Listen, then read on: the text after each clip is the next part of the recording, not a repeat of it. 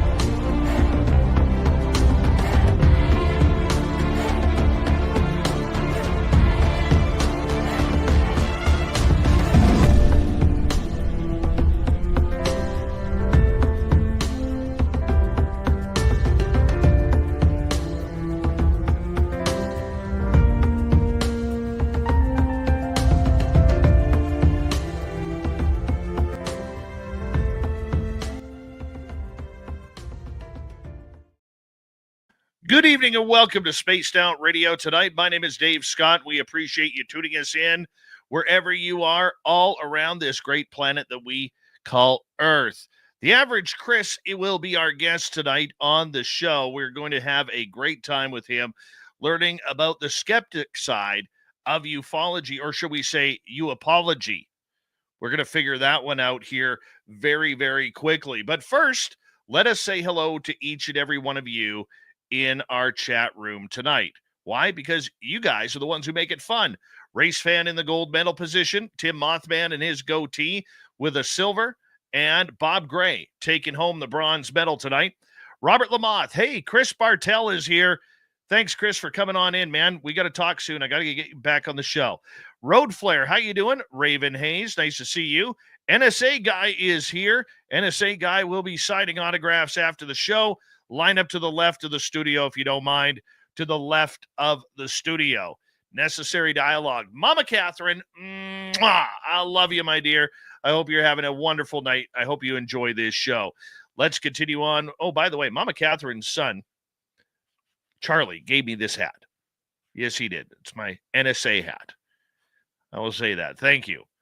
Love you, Mama Catherine. Mel WD40 is here lubing us up for tonight's show because you can't go into a skeptical show all rigid. You need to be nice and smooth. So Mel WD40 is lubing us up as we speak. JMJ12, how you doing? Good to see you. So we continue on with our roll call. Frankie B, Deanna Ann, nice to see you both.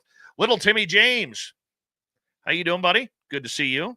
And where are we here on our roll call? Human Carl is here, a great veteran of the United States Air Force. We love you, Human Carl. Thank you for your service. Thurston Howell III, Ethanol, and Galactic J. Nice to see you all. Hi there, Operation Shutdown and Hippie Deidre. How you guys doing? Number 22 in your program, starting at left wing from Stockholm, Sweden. Lars Jansson. Jay Trueseeker, how are you? Little Cam on YouTube tonight. He did 500 push-ups in 18 minutes to warm up for tonight's show.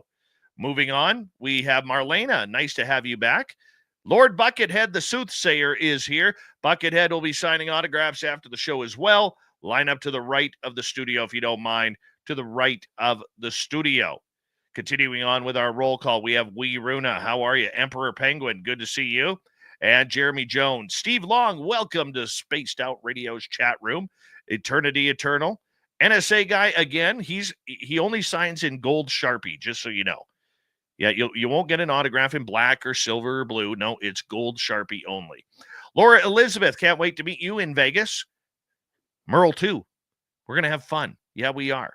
We're heading down May 1st to 5th if anybody wants to join us. Rock and Rory, good to see you. Gory Tiger. And who's next on our list here? Karen and the Woo Train. Thanks for coming on in. Matthew Gutka, nice to have you here. As we continue on with our roll call, X Xanos, nice to have you both here. Cielo, nice to see you. Frankie B, thank you for kicking off the super chat tonight. It's a wonderful way to support what we do on this show on a nightly basis. Cosmic Fleur, still looking lovely. Yes, you are. Thank you for coming on in. Let's get the radio side going here. Hello and welcome to the radio and podcast side of Spaced Out Radio tonight. My name is Dave Scott. The Average Chris is our guest, the skeptical side of UFOlogy, because he likes UFOs, not UAPs. We're just going to say that right now. I don't know if he means that or not, but we'll find out here shortly. We are on YouTube roll call right now. I'm Hardcore over on X. Thanks for coming on in.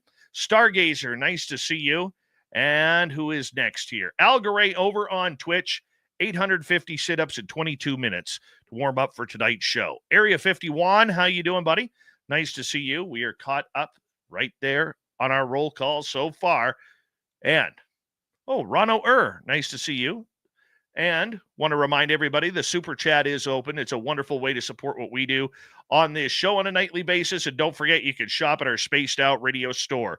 We do not have ugly swag, people. No ugly swag. You can actually wear our clothing out in public and be proud of it. I promise you. So it's that time of the night. I ask you all to do me a favor. Throw those horns up, everybody. Let's rock.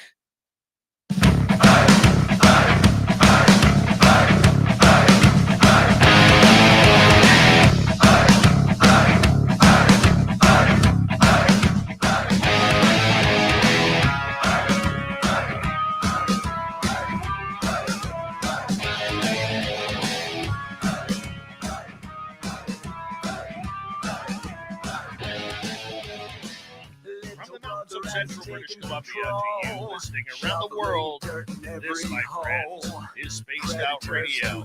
I'm your host, Dave Scott, sitting in the captain's chair of SOR headquarters. We welcome you to tonight's show on our terrestrial affiliates around North America, digitally on every major podcast network. Our website, spacedoutradio.com.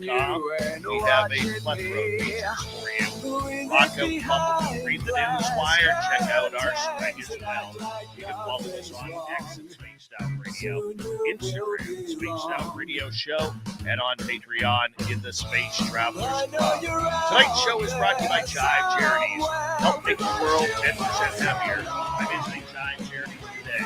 You can find them on our website.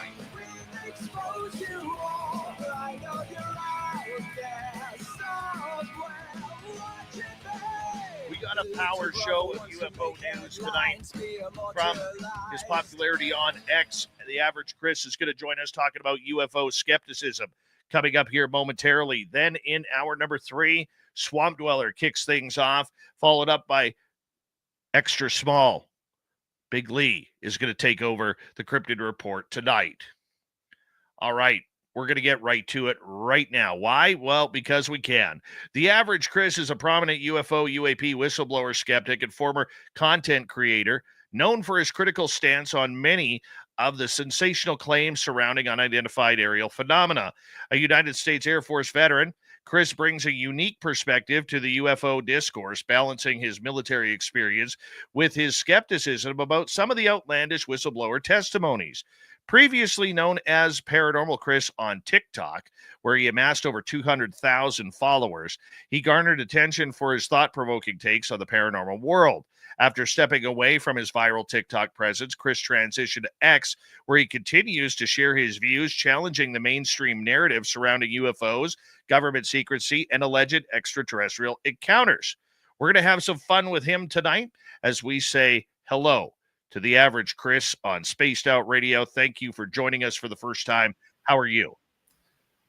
Doing well, Dave. How are you tonight?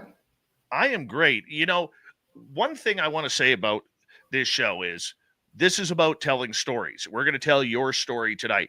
We know due to your uncanny popularity on X, or people are going to love you. There's people who are going to be pulling their hair out.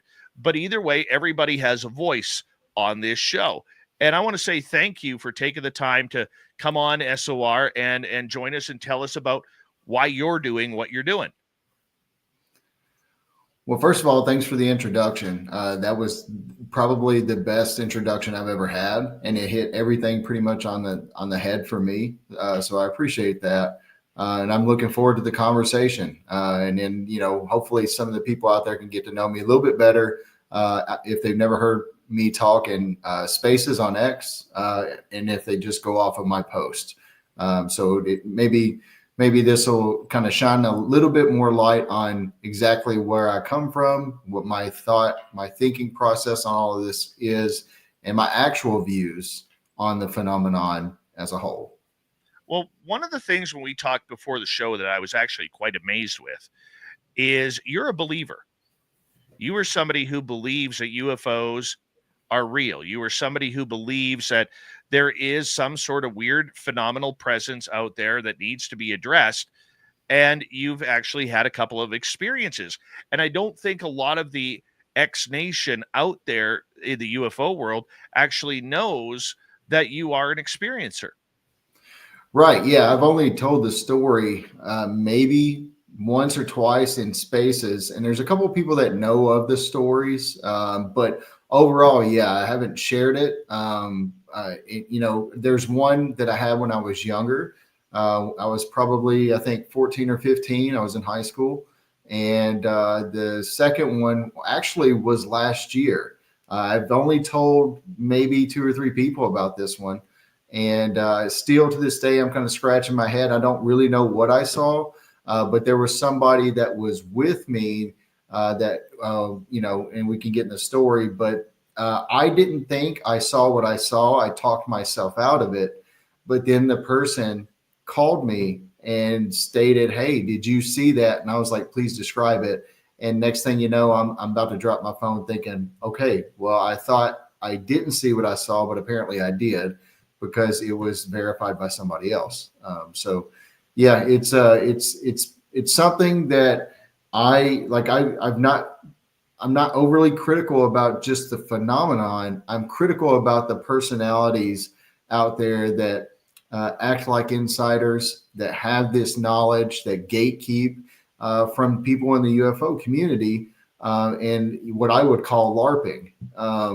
And it's to a point now, as you saw my post earlier today, it's frustrating, and everybody else should be frustrated about it. It's been 7 years since that 2017 New York Times article where Lou Elizondo and ATIP was made public, and there really hasn't been anything substantial, if you just take away the noise, that has come from any of this. And yet again, the dangling of the carrot happens every single day from those same personalities. And I'm just super critical of it.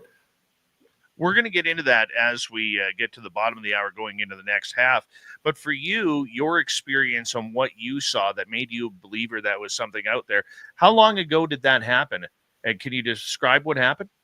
Yeah, so the first one, like I said, when I was 14 or 15, I think maybe I explained that one to myself over the past year or so. It was just me and a group of friends were out in front of a house at one of their houses, and it was getting close to sunset, and we all just happened to look up. I'm going to give you the short version of it.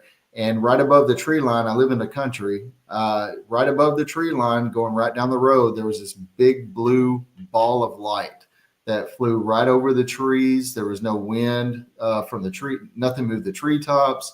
There was no sound. It was just a bluish ball of light. And we all saw it. It freaked everybody out to a point where people called their parents to come pick them up. I lived right up the road, so instead of walking, I ran home, and I was kind of freaked out. We all were, and to this day, a couple of years ago, I found one of the girls that was there, and obviously, it's been quite a few years. Actually, now I'd say it's been about 25 years. Wait, yeah, 25 years, and she still to this day doesn't want to talk about it. And she's freaked out. And I really think what it was potentially just, during the sunset hour, it was most likely, just like a meteorite, just giving off a blue ball of light, and it flashed, and we saw it and we couldn't explain it. And I really think that's what that was. But the next one that happened last year, I was in Texas, and me and a friend were coming out of the gym, and we were talking, and there was a thunderstorm, a pretty bad thunderstorm coming up. And we had just had like a recent tornado that had hit there, and it was real bad hail damage. Like, so there, and the reason why I say that is because there's a small crack on my windshield, and that comes into play later. So we see this thunderstorm. It's huge. It's beautiful. It's off in the distance. And before I get my car, I notice a light that come towards us. And I seriously just thought it was a plane because there's a small airport nearby. And so I hop in the car and I go my way and the other person goes their way. And as I'm stuck at a light and about to turn left, I happen to look up and I see the thunderstorm cloud, and I saw that object that flew up, and it looks like it was just stationary. It didn't look like it was flying anymore. Like, it didn't have like an actual trajectory. It was just stationary in the sky. And I thought I saw a small ball of light go from that ball of light straight into the thunderstorm cloud. And it was lightning fast. Like, you could barely catch it. And I actually thought to myself, I went through the process. I had seen it as I was turning left, and it was nighttime. I thought there was a reflection off a street lamp that had glared off of that like crack in the windshield from the hailstorm. And I thought maybe that's what I saw. And so I just immediately played it off, and I just went on about my way, and I was driving. It was less than 5 minutes. That person with me calls me going the opposite direction and stated, "Hey, this is going to sound really weird." And this person doesn't know that I'm into UFOs or anything. It said, "This is going to sound really weird, but did you know that object that we saw coming towards us, we thought it was a plane?" I said, "Yeah."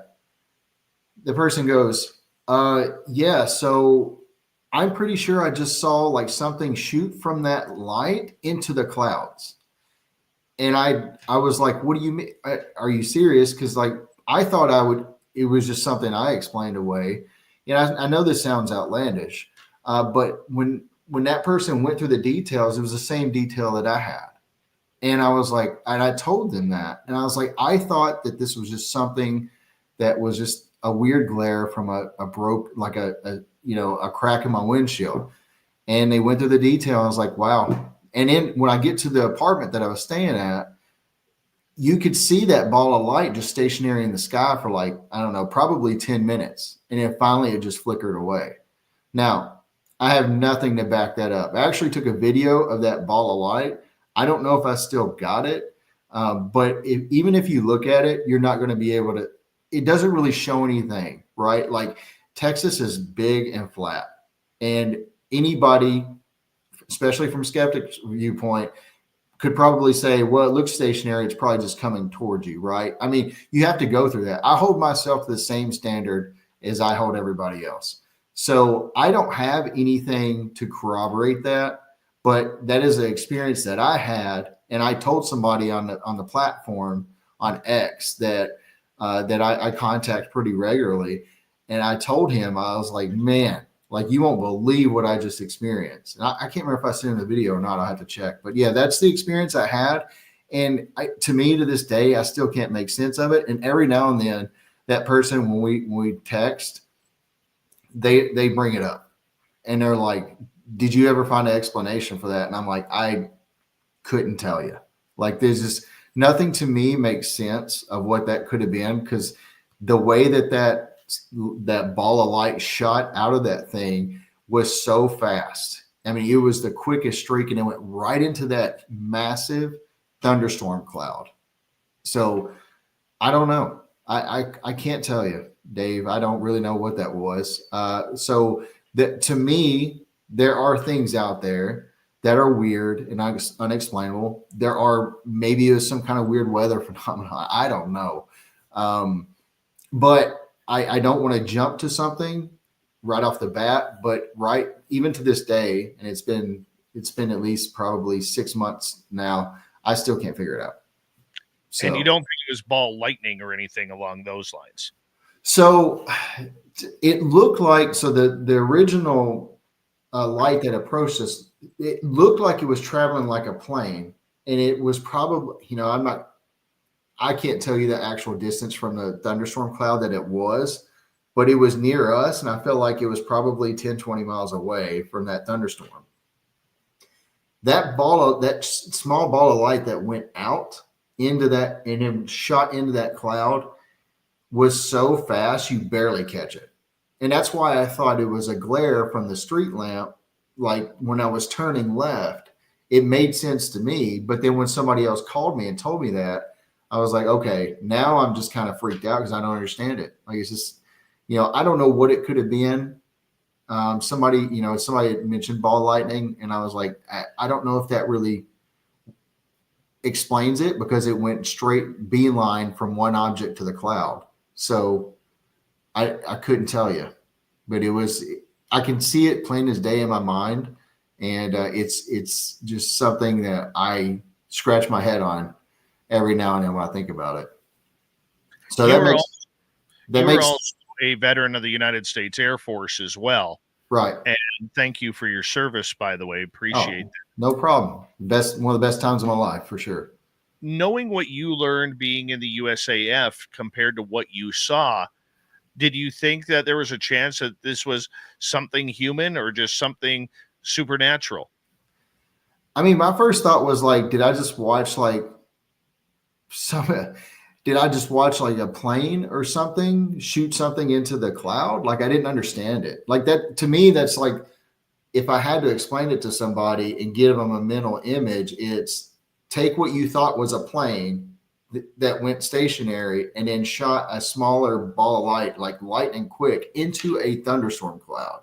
And this thunderstorm cloud was massive. It was like, Flatland, Texas. It went about as high up as you could think. It was one of those like beautiful, massive clouds that had lightning going on inside of it. You just stand there in awe because it was beautiful. And that's what we did in the parking lot. We stood there for about 5 minutes just looking at the lightning before we left.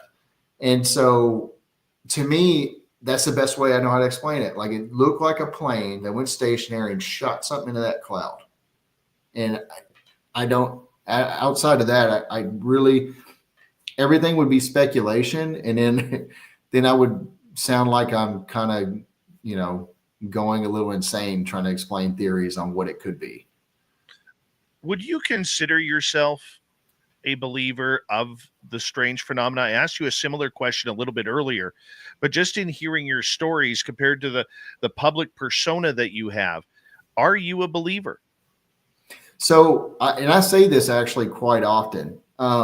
This is how I break it down for everybody.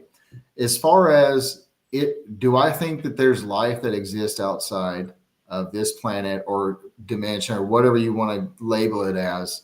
I do. Not only do I think it's possible, I think statistically it's probable. Now, where I get into the skeptical side is, like I mentioned, it's not so much I'm skeptical of the phenomenon, even though I don't think that the United States government has been concealing wreckage from aliens since the 40s. And somehow we've been good enough to cover that up for 80 years, but we have leaks of everything else. Like, I just don't believe that our government I don't believe it happened. And I don't believe that the government's covering that up. And I'm extremely skeptical of the personalities, like I mentioned earlier, that seem to hide behind I can't talk about that. That's classified. That's an NDA. I can't talk about that. But the reason why is you can't prove that. You can't debunk it and you can't prove it because it's hidden, and it's hidden behind a statement that you can't prove it. So these people, I feel like, have been gatekeeping on this community for quite some time, and they act like they're in positions of to know. And nothing ever comes out. They stand in front of Congress. They make all these claims on podcasts and everything like that. But when it comes to standing in front of Congress, as you saw today on the post that came out from Dean Johnson, when they're in front of Congress, their tune changes, and all of a sudden they're not the direct witnesses or have direct knowledge of these things like they portray everywhere else. That's a problem. There's so many red flags that formulate a correlation for me that points me down the path where I am now. Because I wasn't like this before I got on X. The information that I got on X was way more plentiful than it was when I was on TikTok.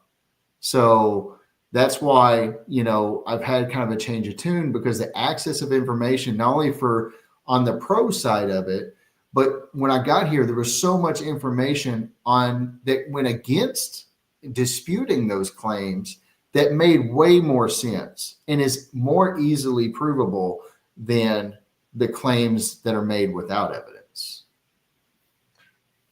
For a lot of people out there who have had experiences that they can't explain, most are ordinary people. And what we've seen is a shift in ufology to UFOlogy. And I'm probably going to take heat for that. Don't care when I say that. But we see this become more of a governmental type of program, of pattern here. And I'm a guy who really watches patterns. For you, before we get too heavily into it, because we only got about 3 minutes before we have to go to break here at the bottom of the hour, when did your attitude start to change that there was something wrong with UFOlogy?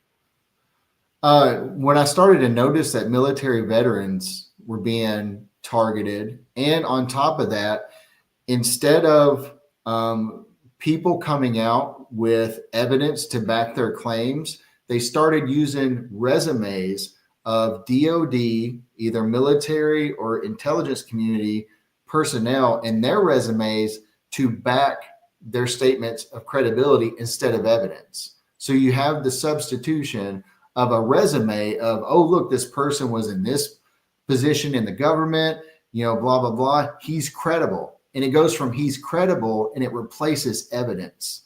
And then they make claims, but they have no evidence of claims, but we're supposed to believe them because of their resume and those positions they held. Well, that's a problem for me. Anybody can make a claim, but you have to have the evidence to back that claim. Like my stories earlier, I don't have any evidence to back that claim. So people can tear me apart on that and say he's full of it. That's fine. They're just holding me to the same standard that I hold everybody else. So that's where I'm at with it. Okay, so the fact is, when it comes to anecdotal evidence, it is a trust me bro type situation. I'm somebody, and like many of our audience, who don't have the understanding of how the military branches truly work. I've never served. I'm not a veteran. I've never been a police officer or anything like that. I'm just a scrappy hockey dude who decided to get a journalism career and get into talk radio. But for those who don't know how it lines up, how are we supposed to, tell the difference between a trust me bro story like yours or my experiences that we don't have the camera, we don't have the photographic evidence or anything like that, to the government officials, or whether it's Elizondo or Mellon or any of the big names doing the same thing? Yeah, so that's kind of where I've kind of made my niche into the community, is because a lot of these people coming out, especially whistleblowers, are former military, right? Prior service military, intelligence, things of that nature. And I'm one of the few with a background that can probably speak on it. And I just happen to fall into, when they come out and there's their information like DD-214s and things of that nature, then I can go through that and I can base, all right, is this person who they say they are? Because this is the foundation of their credibility building right here. Are they the person they say they are versus what their documentation says from their military service or government service? And then you go from there.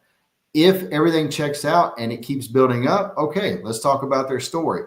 But as you've been seeing, especially with my post on Jake Barber that drew a lot of attention, what they were portraying, Jake Barber, was not what his documentation was saying from the military as far as DD-214.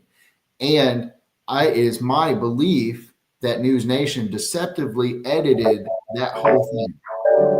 Hold up right there. We're going to go to break here at the bottom of the hour. The Average Chris from X, Skeptical Point of View of UFOs, coming up right after this.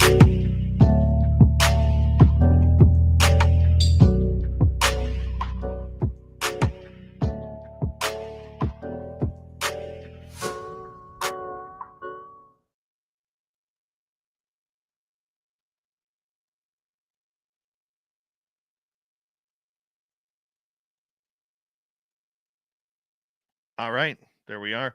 If you're new here, do us a favor, hit subscribe, ring that bell because we are here 7 days a week. Nicole Marie, yes, that does mean socks with sandals, Jesus boots. Yeah, you know, fun start. Oh, that freaked me out when his camera started working. I'm like, this guy's got aliens in his house right there, and now he's moving the camera. Hold on, let me unmute you here. There you go. All right, sorry. I to go get the charger. No worries. Good start, man. Good start. How much longer we got? We got about 4.5 minutes. Vodka? No, that was earlier. No, it's just water. No, actually, I had a dinner and 2 drinks, just kind of celebrate the weekend and actually just to kind of celebrate this. I think it's kind of a fun thing to do. So hopefully, it's been a good start. Thank you so much for at least let me tell that story. No, I just wanted to get it out of you, man. I wanted to hear it. Yeah. Yeah. So a lot of people don't know, like my whole start got, from the paranormal side of it. Yeah. Yeah. I'm just waving at Tim James, my UFO reporter. Don't worry about that. So that's just kind of how I got involved in it. And, We'll with UFO, UFOs, just, to me, they've always been in the paranormal side. So, I just kind of started digging into that. So that actually, I was on the podcast I was on, a guy by the name of, his name was Paul. He worked for MUFON, and he's kind of what got me started on the UFO side of it, to be honest. He wrote some books on the paranormal side of things, but unfortunately he passed away. I think it was last year or the year before from cancer. So that's too bad. Yeah, but good dude. He met some people in the UFO community. I believe he said he met Bob Lazar at one point. So that was interesting. But yeah, now I'm just here. I like it. We got about 2.5 minutes here. Parasolo, How you doing? Stargazer, how you doing? Hopefully all the comments are good right now. Oh, I would say it's about 85-15 right now. Positive. Good.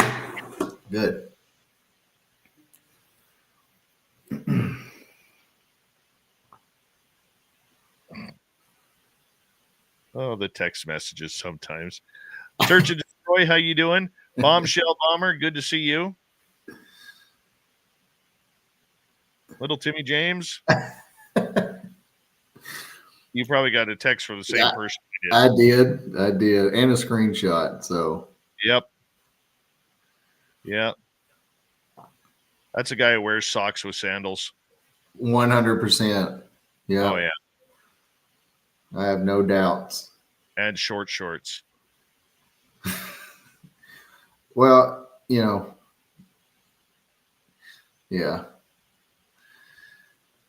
He did spend a little bit of time out there where I did. So I have to admit, when I go to the gym, my shorts aren't exactly long.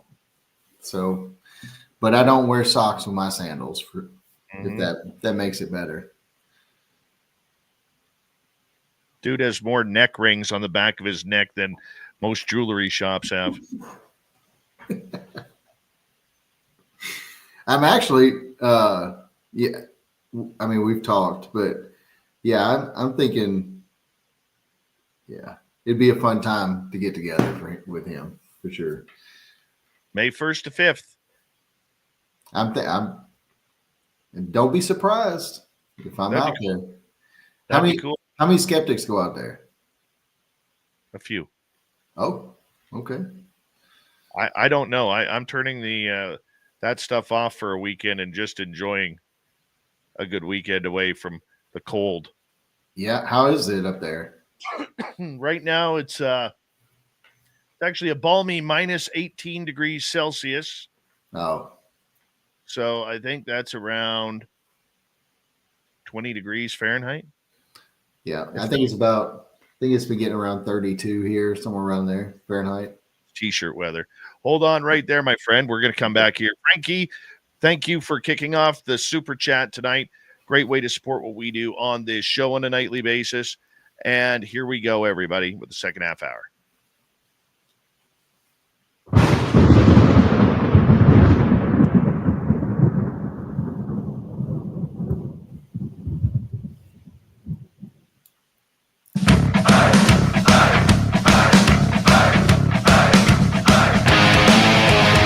Here we go with the second half hour of Spaced Out Radio tonight. A Skeptic's look at UFOlogy. The Average Chris is our guest. My name is Dave Scott. We appreciate you tuning us on in wherever you are on this beautiful planet we call Earth. Reminder to all of you that if you miss portions of this show or others, check out our free archives by going to YouTube or any major podcast network. Our website, spacedoutradio.com, we have a plethora of features for you. Rock out to Bumblefoot, read the news wire, check out our swag as well. Follow us on X at Spaced Out Radio, Instagram at Spaced Out Radio Show, and on Patreon in the Space Travelers Club. From a skeptical perspective, we take a look at the UFO/UAP story going on, where it mainly brews over and bubbles over on X. One of the people right in the fray is a gentleman named the Average Chris. He is our guest tonight on the show. And Chris, I want to say thank you for being here tonight. Appreciate it. But did you ever think that taking this step on the X platform would draw such ire from people by the way you're posting? Because you've been noted to really ruffle feathers there with a lot of the big names that are out there. But from a personal view, how do you like being that guy? I mean, to be honest, it doesn't really bother me. And the reason being is I'm one of the very few people that I think that came onto this platform with just true intentions. And I wasn't looking for fame, not looking for notoriety. I honestly think, and I say this to people, if I would have came out and been more pro and not been so boisterous over my criticism over those, particular people, I think it'd go a different way. I think people would very much be happy with the things I'm saying. But unfortunately, I came here only to seek the truth about UFOs and all of that.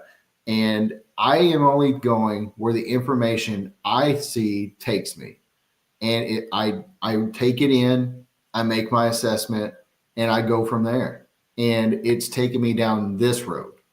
And I 100% believe that it is correct as far as my criticisms about the certain people that are coming out claiming they have this information. But put that aside, as we discussed earlier, I definitely believe there's more out there. I just don't think those people they're just not privy to the information that they make the community believe. You have made some very, very personal claims regarding people on X, regarding their positions, their levels of authority, their clearances that they've had. How have you been able to build up this information to believe, for those of us who don't know, like I don't know how the American system works. I'm Canadian. Okay. But how did you build up your knowledge of what these people are and whether or not, in your belief, they're telling the truth or not? Well, a lot of it's just open source information. Actually, all of it is. It's taking the time to sit down and read both sides of the coin. Information from both sides, and as far as things to do with clearances and things of that nature, that kind of just dives into kind of what I do currently, which has nothing to do with this community in any kind of way. But it's just, I'm educated on certain aspects that come with, things like clearances and what that entails. That's why I've been such a big critic over David Grusch. And over the time, I have kind of went away from so much of saying David Grusch is lying to, I honestly at this point think that David Grusch was duped into believing that this thing is there, that there's a there, because it just seems like especially after the clip or the interview came out, that Eric Davis stated that him and Hal Puthoff gave Grusch the information that led to the 40 whistleblowers.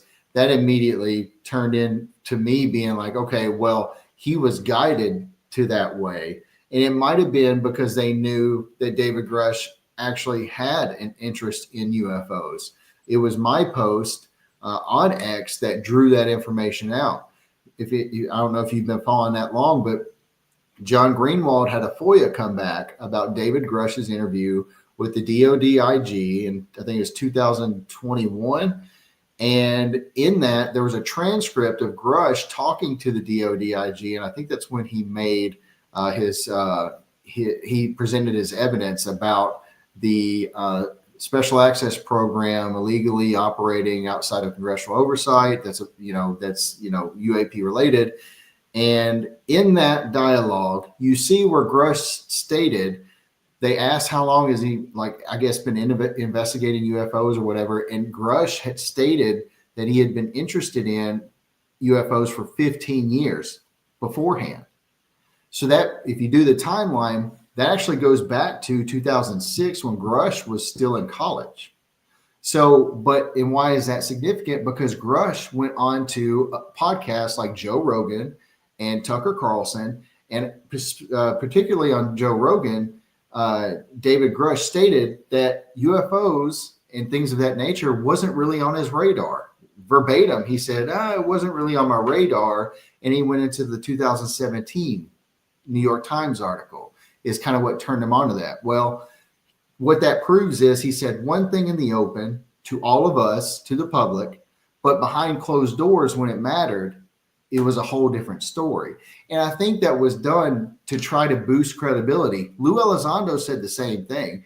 He said he wasn't a UFO guy, right? That's what Grusch stated too. Both of them come out as whistleblowers. Both of them work together. They actually kind of have, if you look at the history of the things they said and the way they came out, it's kind of similar.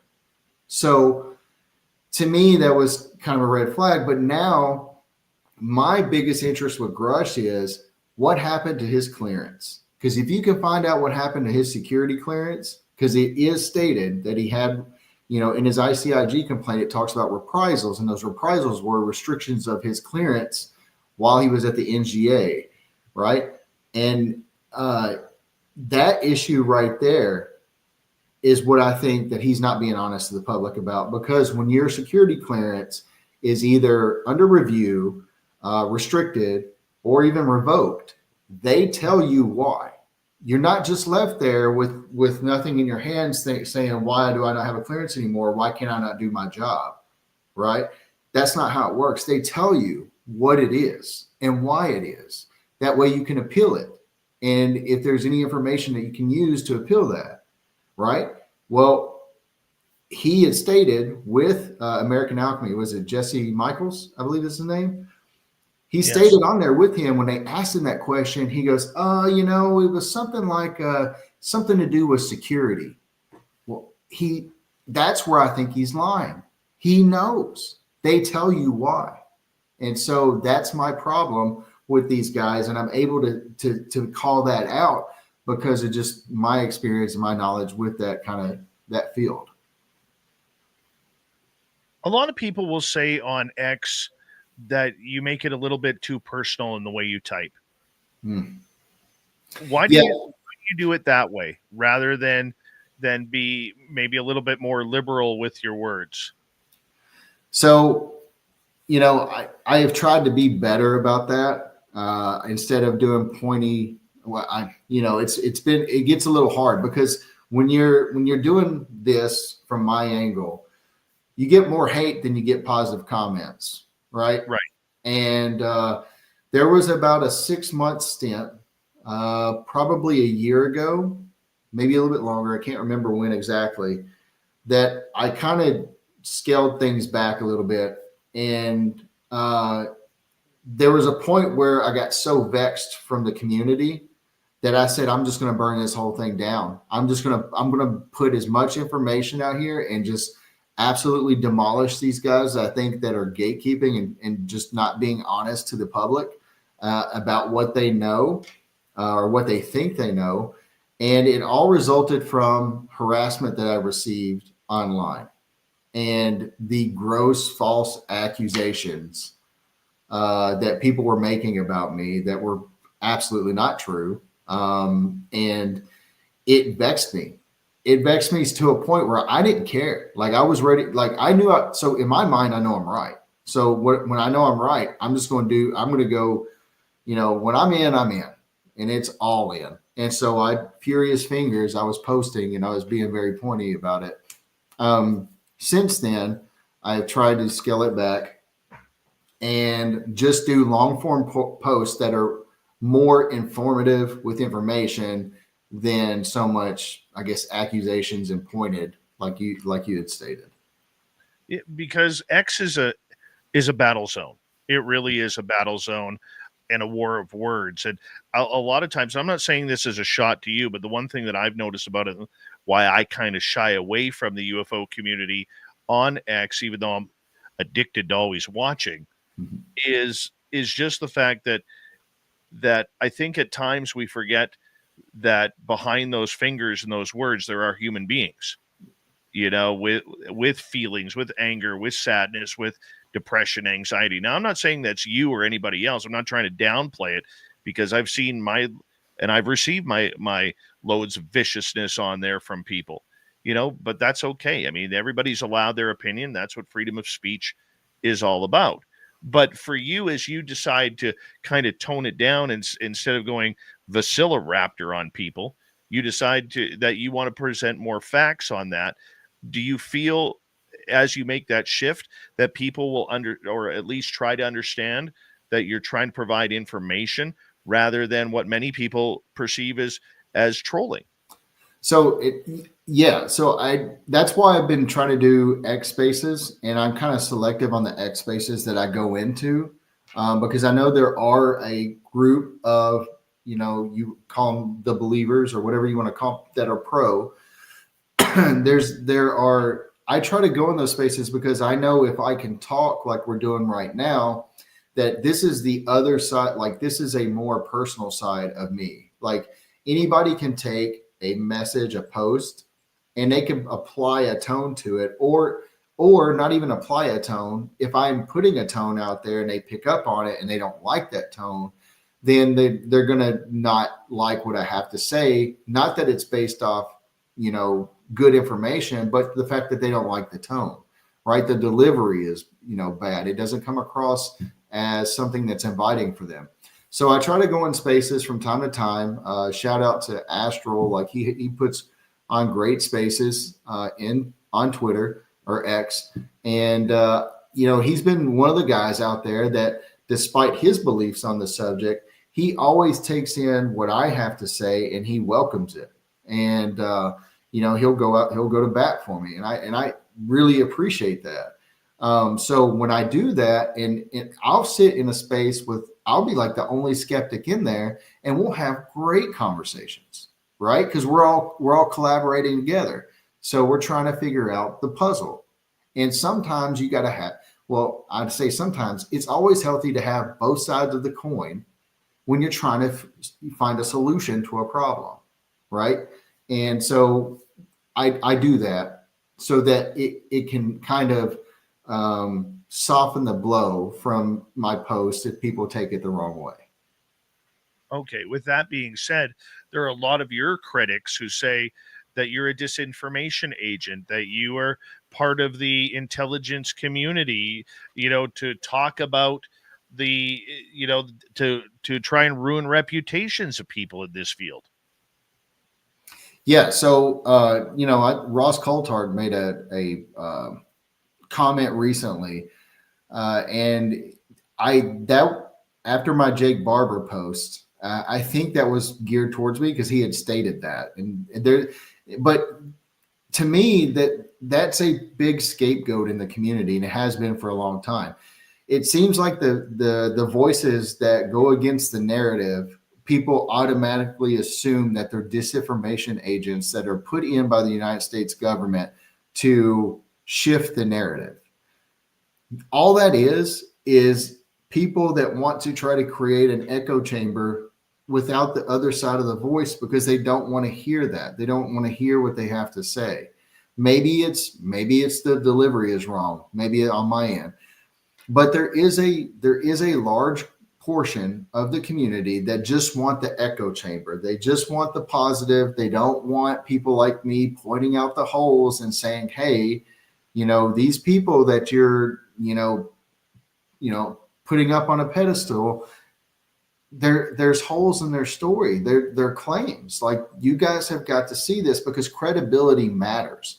In a community like this, we're talking about stuff that most people, maybe if you go out to anywhere out in the public, it'd be have a hard time maybe having a conversation. Maybe some people are into it. I don't know.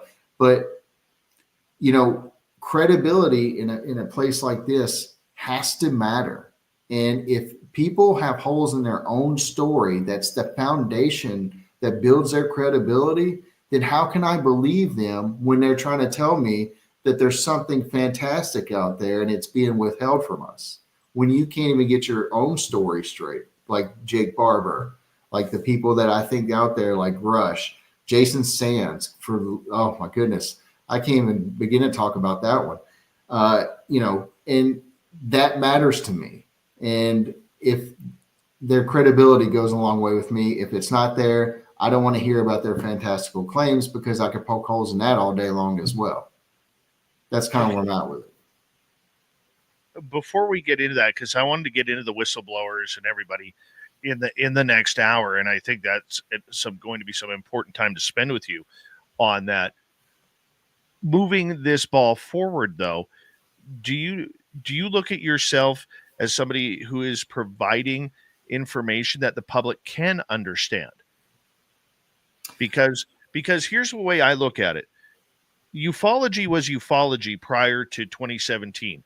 We liked being the black sheep. We liked being the tinfoilers. We liked being the wingnuts in regards to this. But post 2017, when the New York Times article came out, there was an immediate shift, and I'm going to use the word credibility within the public's eyes, that oh my goodness, those tinfoilers, those conspiracy theorists, those people who said they got anal probed, they were all telling the truth.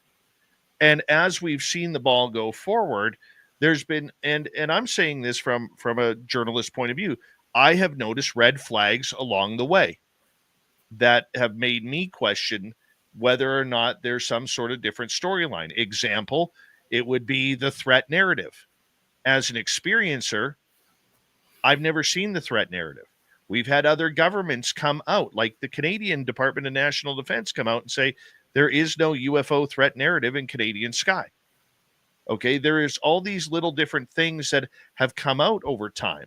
You have been somebody who's pointed it out. Mick West has been somebody who's pointed it out. But this 2017 crowd, who's very pro UAP, very pro Elizondo, very pro trying to get the story out no matter what the cost is, even though I don't believe in disclosure, I believe in confirmation. It all seems to, come back around to the fact that it's the same players. And yes, we're moving the ball forward, but how far are we moving it if everything just continually runs in circles? Right. So, and that's a great question too, because as we saw earlier from Dean Johnson's post, those people are what people think that they're moving the ball forward and they're getting in front of Congress, and people are talking about it. Well, you're hearing now Congress members, especially like Anna Paulina Luna, she had recently stated after that last hearing saying how, she didn't want to hear about book sales. She wanted evidence. And she stated that here recently with, the declassification board or whatever that is that she's on, the task force. Like, she's out for evidence. And what that signals to me is The whistleblowers, the congressional hearings, the two that we had, they had their chance. Did it move the ball? A little bit in the first one. I'll admit David Grusch and Fravor and Graves, sitting next to each other, that moved the ball. I had my personal, qualms with it, but overall, I think that hearing put everything on a map for, like you were talking about. After that, the second hearing fell flat. You have Tim Gallaudet that's not even a witness. And as the document showed today, he has no knowledge of anything UAP related that he could answer to in those questions from Burleson. That's a huge deal, because to me, that shows a waste of taxpayers' time and money. Now, to get to that, what I'm trying to say, to land the plane, I think in this community, everybody needs better representation. It's come and gone. Elizondo's been there. People still fight for Grusch. That's fine. He's been off the radar. He's been MIA. I have my own theories about Grusch, but like all these other players, they're not good representatives to the community. And they're the people we're putting in front of Congress. And Congress has already went to a point where like, okay, we're tired of hearing about your claims that have no evidence. So now we're going to do this task force, and we're going to go through agencies, and we're going to declassify documents to bring to the public. Because to me, I think that's because the whistleblowers failed. Okay, so, 2 minutes to go here before we have to go to break at the top of the hour. The Average Chris is our guest tonight. In your perfect world, in a 2.5 minute answer, what is the perfect witness? Because as well as I do, doing what you do and understanding top secret clearance, these guys just can't come out and bring out a photo or a video of a UFO with a clear image or what have you. They can't do that due to their clearances or the level of security on the tape or photograph. Right. So, the only avenue, and people are going to hate this answer, and I understand it, but the only avenue right now legally for whistleblowers is to go through Arrow. Now, Kirkpatrick's not there anymore. There is no excuse. There's no big bad wolf there. They can still go to Arrow under a new manager. And then, if they're and come with evidence. Don't be a guy that comes out and says, oh, I know things, but you don't have the evidence. This community has been hearing that for how many decades now? There's no evidence.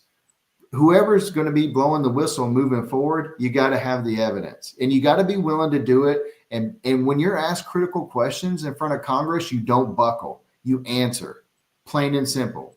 It's not that hard to ask, I would think, if the information is correct. But I understand there also, and I do not promote this at all, leaking of classified information. No, don't do it. Go through the proper channels. I can't sit here and say go, do the things that are illegal. I can't do that. There is a way to do it. Do it the right way. If it is evidence and it holds weight, it'll confirm it. But everything we do is trust me, bro. Well, it's either the government's going to give us the answer or they're not going to give us the answer. But if we're going to the government, we're going to Congress, then you got to go through the government and do it the right way. If that's the thing. Like, people want to just shut down the United States government every time they say no. There is no evidence of extraterrestrials, but they're waiting for somebody in the government to tell them that there is evidence of it. So where do we draw the line?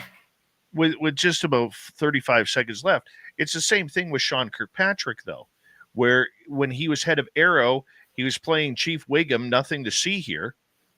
And then all of a sudden, when he gets out of Arrow, he's starting up his own crash retrieval team. Like, is that just an aspiring joke to take a shot at the community?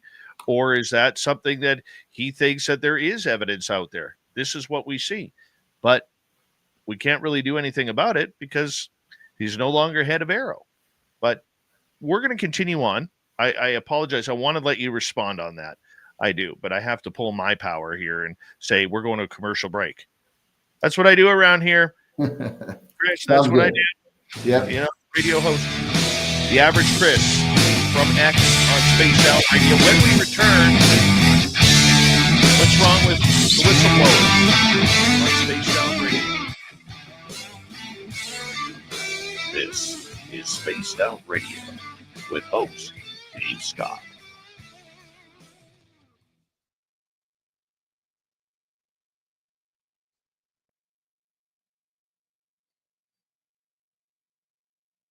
All right. I just have to time everything out for my radio stations. All right. We've got about 6 minutes here. I'm going to take a quick break. I'm going to put you back in the green room and I'll be right back. Okay. Yes, sir. All right. Be right back, everybody. Stay tuned.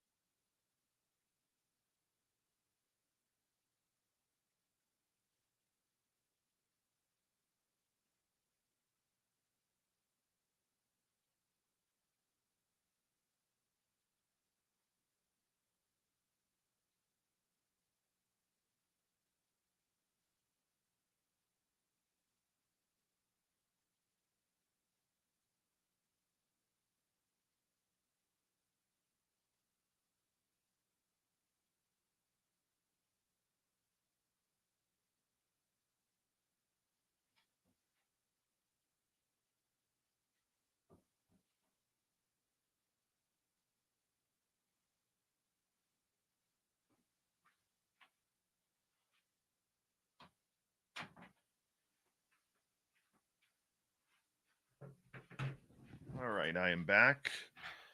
Bring Chris back on. Hey, buddy. Hey. You having fun? Yeah, I'm having a blast actually. Okay, Good. so We're on break here for another 2 minutes. yeah, you say Kirkpatrick started a recovery? He announced that he wanted to start a recovery team. Oh, why have I not heard of that?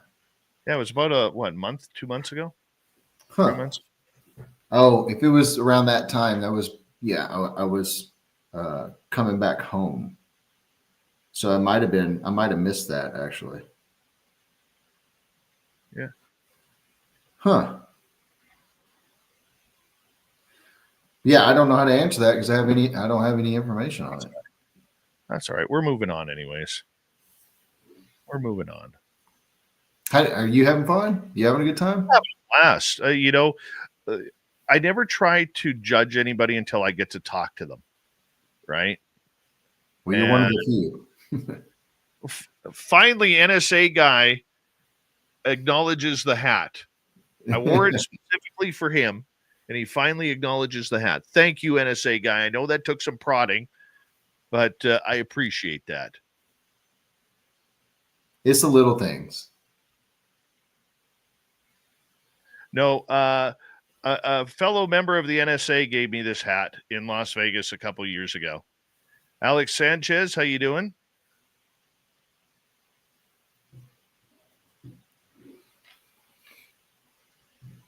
Yeah, it's been a good conversation. I don't know I can't see the comments, so I don't really know how they're going, but Good. They're good. When I was on Vetted recently, boy, those comments were not good. That crowd was not happy. But Patrick's a pretty cool guy, man. I got to know him pretty well. So We're coming back in 5 seconds. Hold on here, bud. You're good.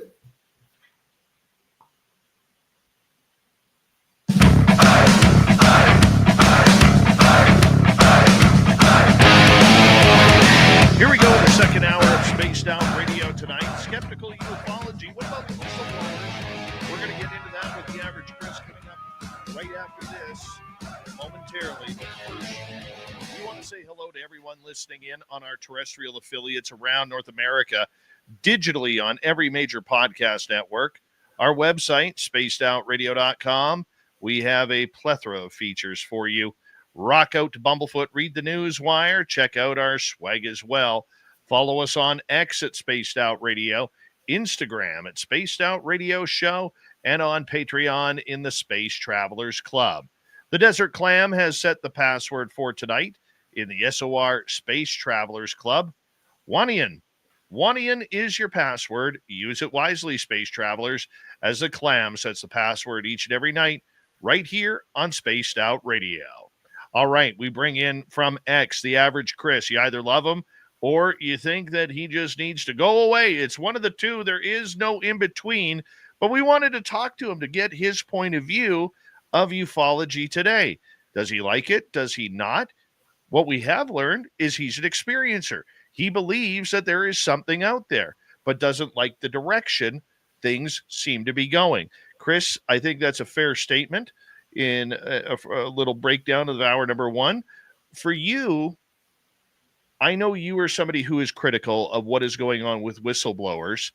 And before we get into that, I wanted to say one of the things that I've noticed in my background talks with a lot of people, we always seem to see these patterns forming where the information pipeline is tightening up, where certain people are the ones getting interviews, certain people are being more represented on more influencer type platforms on YouTube or podcasts. Are you seeing, in your opinion, a control of the information? Oh yeah, 100%. You're seeing, people like Lou Elizondo start to make the rounds doing the podcast tours. And, this whole thing from kind of the start of this year, you've seen it's almost like you could see it coming. And I kind of made this prediction at the beginning of the year that you're going to start seeing whistleblowers start coming out because, the information and the way that the process went, I think it was a planned process of these whistleblowers going to Arrow, going to the government, didn't go as they thought. And so you're seeing a shift now where they're starting to come out on their own, and it's creating some noise. And I think that's the purpose of it. The only issue is that there seems to be some, for me, I'm very skeptical of what these people are presenting and, their backgrounds as well. So that's, it definitely, to me, was something planned.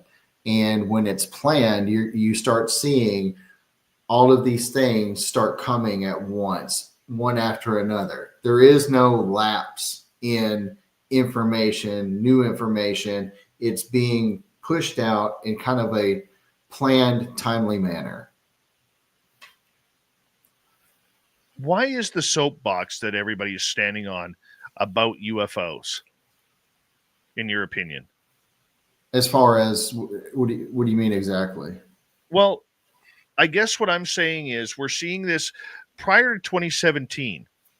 We had 70 years of cover up, 70 years of what people call misinformation or sightings, and where the military was involved, so on and so forth, from Roswell on up.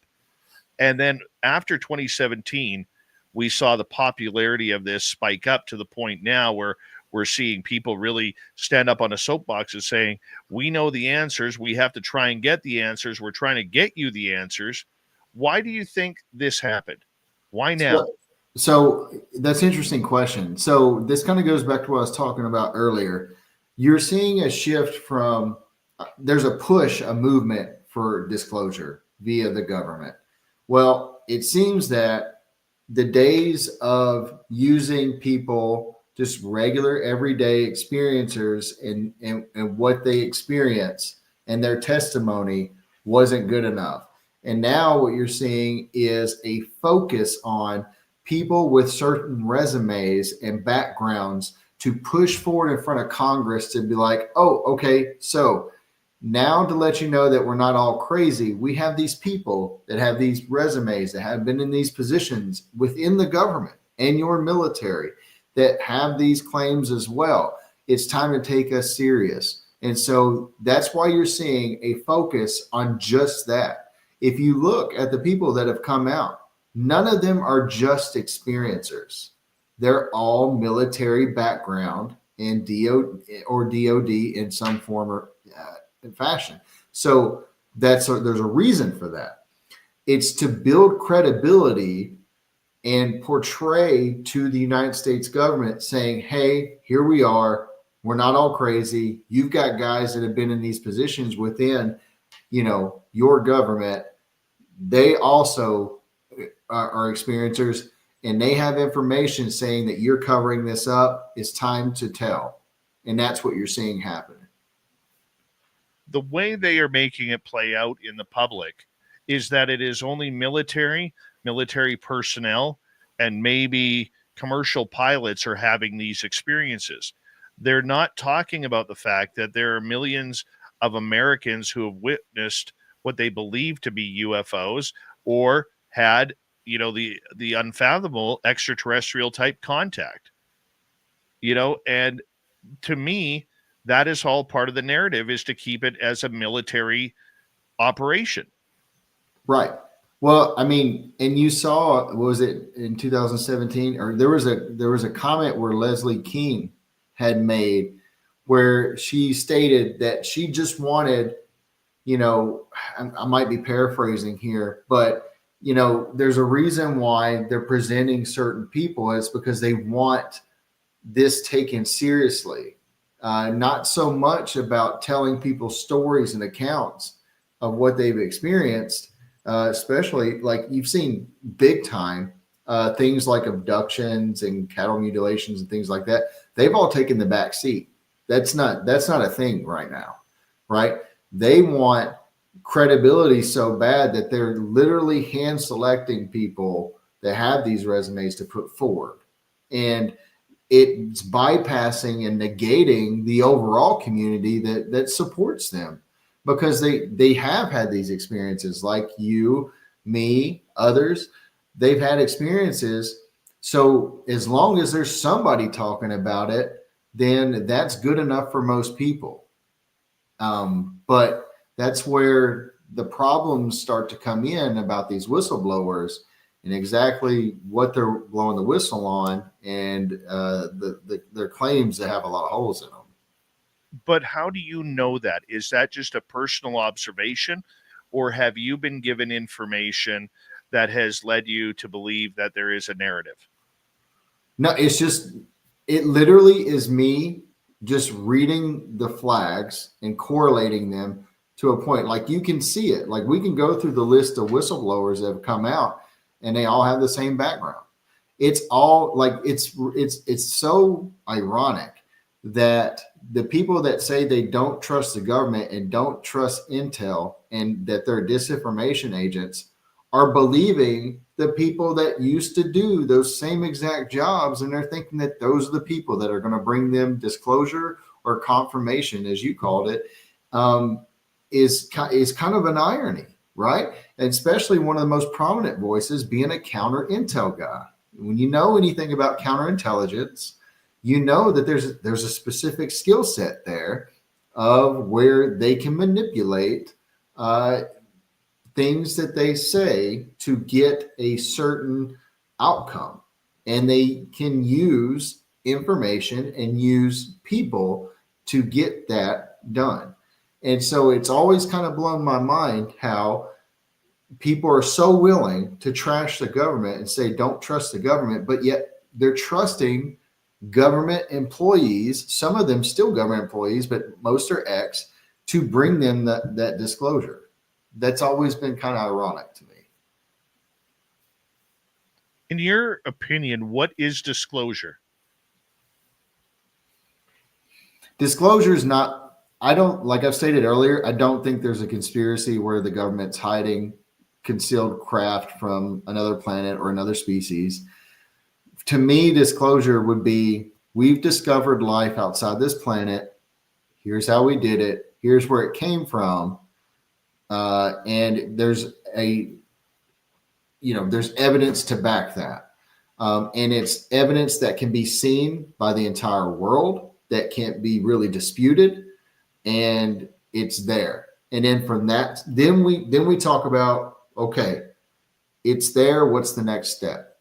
I don't believe it's going to be coming from the United States government. As far as people talking about all the way back to Roswell, I don't think that was what people think it was. What do you think it was? As the Air Force has identified, it was that special, was it special operation? Was it I can't off the top of my head. I can't. What's that? A Mylar balloon?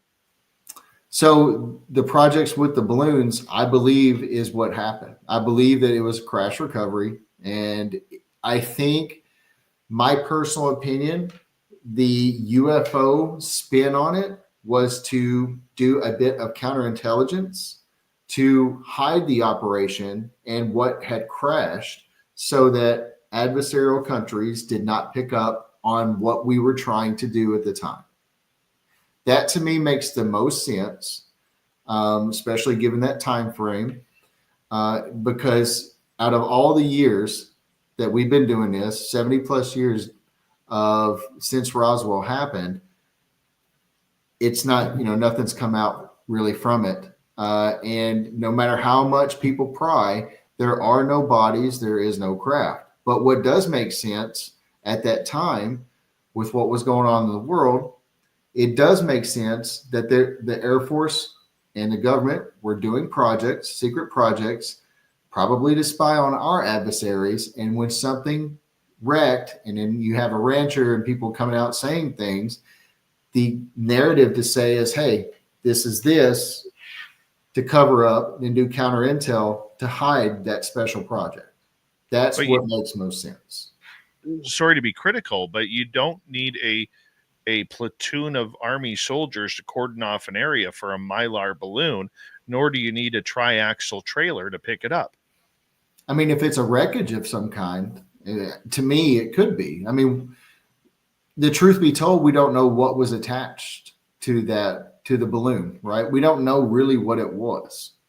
And if there was some kind of, now this is speculation, but if there were some kind of biologics on board, there you go, Grusch. I use a Grusch term there for everybody, especially non-human. It's not a stretch of the imagination, because we've used animals in the past to test things, dogs, monkeys. It's not a stretch of the imagination to think that maybe there was something that might have been inside there that crashed, and to conceal it, you had the Army, they had to quarantine off the area, make sure nobody was getting in there. I would believe it would take a squadron of people to get this done and get it done quickly with the least amount of eyes on it possible to make sure there are no leaks. No, you're not going to like that answer, but that's what makes the most sense to me. Yeah, but in human conversation, we're allowed to disagree. Right. Absolutely. Right?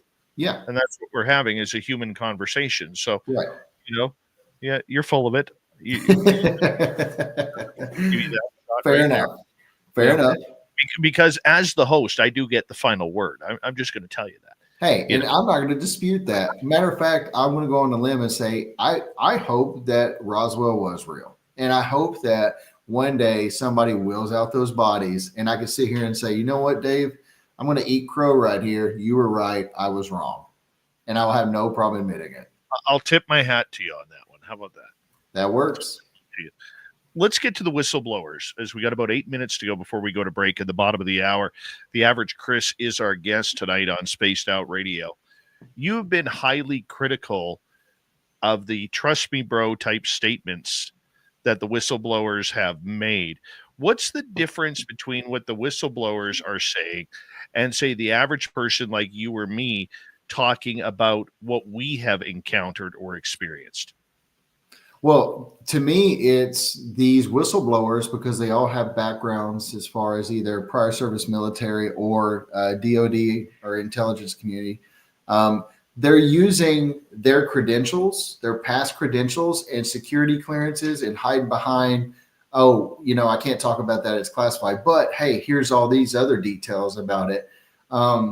So what they're doing is they're using that as their scapegoat for the lack of evidence versus just a person like you, like the story I told earlier. Obviously, I have no evidence to back it up. We're experiencers, right? But these whistleblowers are coming out and they're saying for fact that what they're saying is true. And they have the clearances and the so-called accesses at the time that proves that what they're saying is true. So they're portraying to the rest of the community that, trust me, hey, I was in this position. I know what I'm talking about. I had this particular clearance. I had access to these things, right? That's the difference. It goes from me and you telling a story about something we experienced to guys out here saying, look, this is for real. I know it because I was in this position, right? That's the difference. And they speak a lot of times. People always come at me and say, well, you always sound so certain in your answers. Well, so do they. If you ever listen to Elizondo and those, like when they're on the stand, like Jake Barber, for instance, with that first episode of Skywatcher, every one of them, when they were asked, is this real? Or something along that, I'm paraphrasing, all of them said, yes, 100%, right?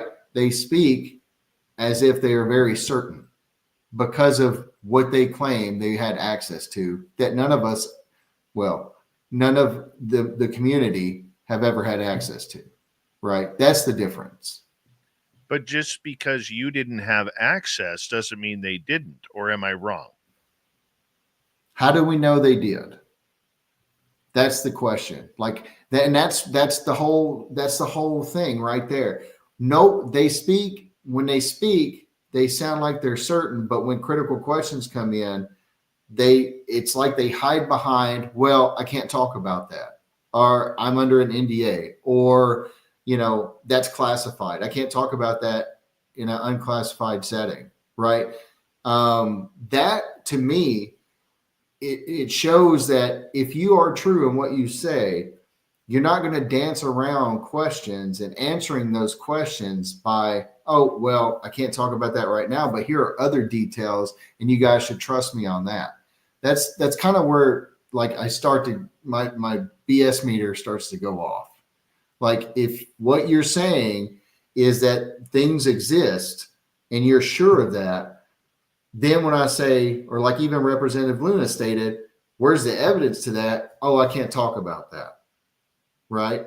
But then behind closed doors, they say they don't have direct knowledge, like we saw today when Lou Elizondo was asked by Burleson in a question, do you know for sure that Lockheed Martin, again paraphrasing, Lockheed Martin has recovered non-human technology.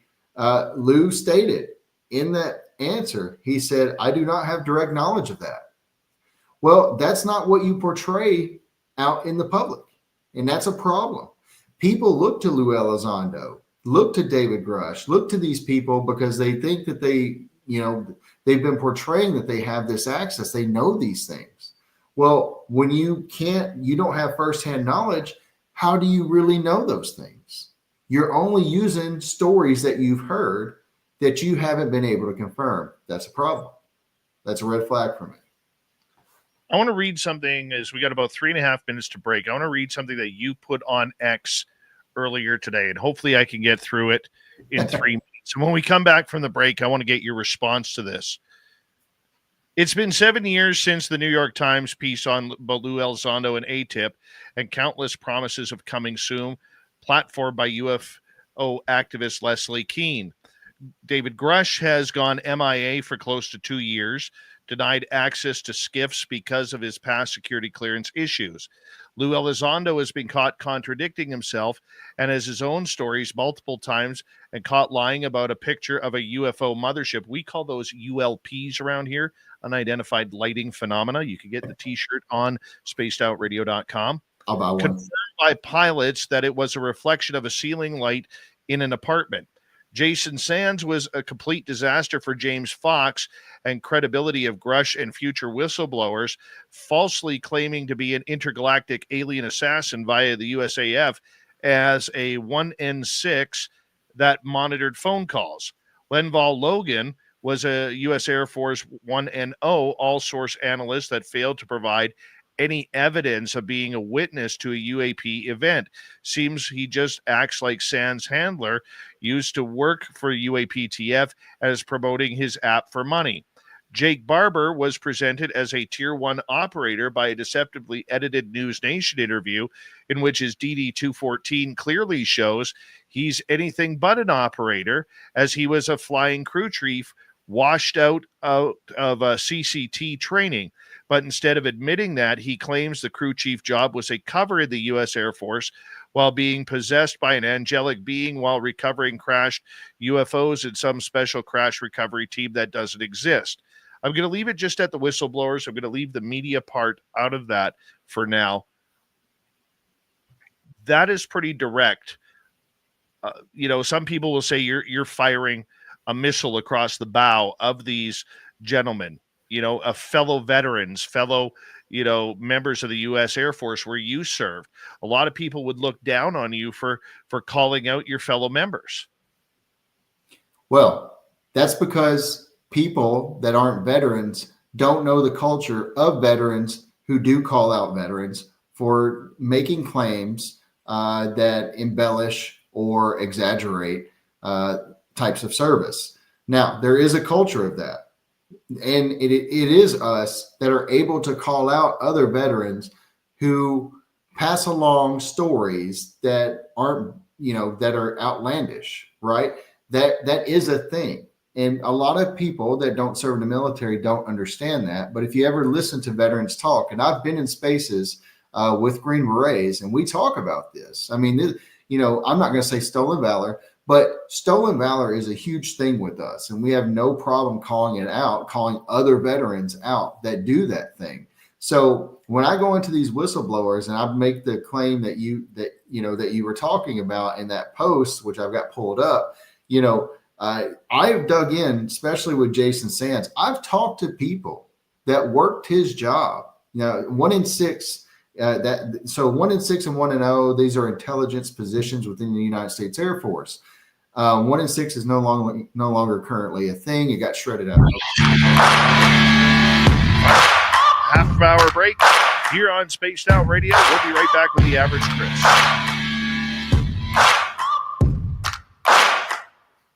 You're listening to Spaced Out Radio with your host, Dave Scott.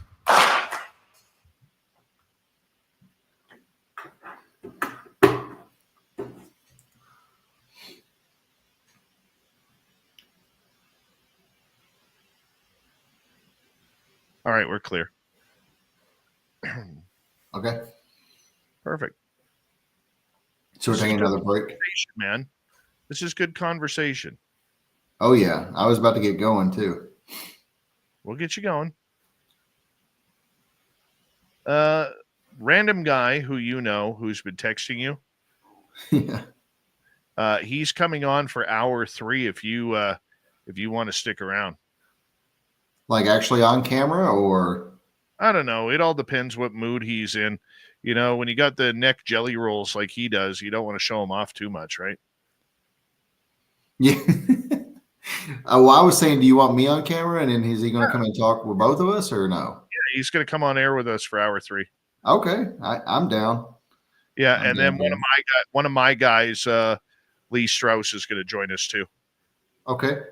Yeah. Yeah, the more the merrier. Hopefully, I think this is going really well, actually, just to be honest. And I think maybe people are starting to kind of see like how I'm making sense and where I'm coming from.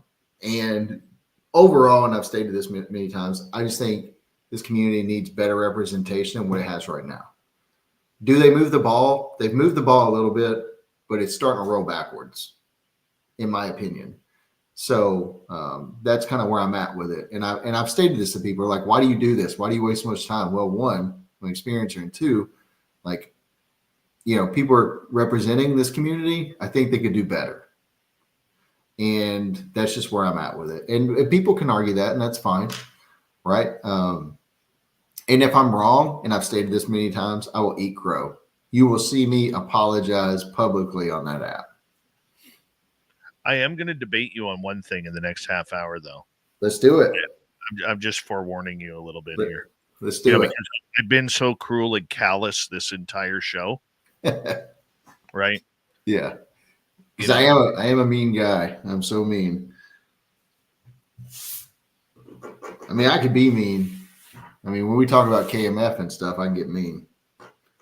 But other than that, no. This is everybody's in it for the same fight. We just have different angles. We got about 3.5 minutes. Okay. Well, under 3.5. Well, 3 minutes now. My calculator's not adding up very properly in my head right now.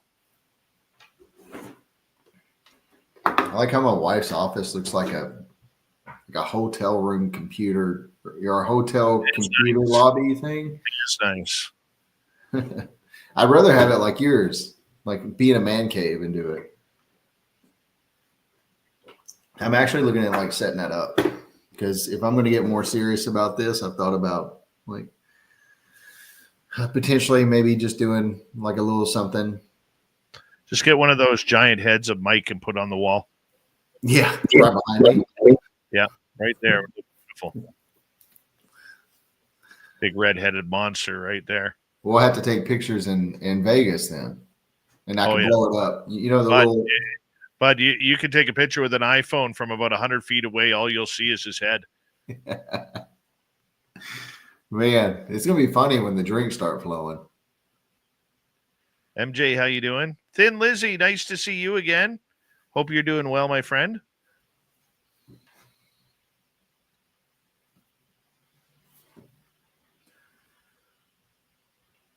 We got about minute 45. Lotus Spider, how you doing?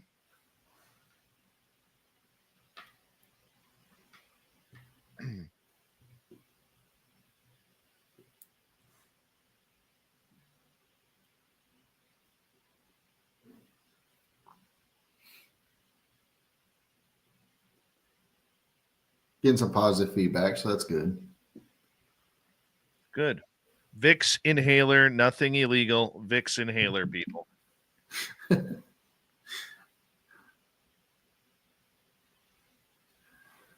You do what you got to do.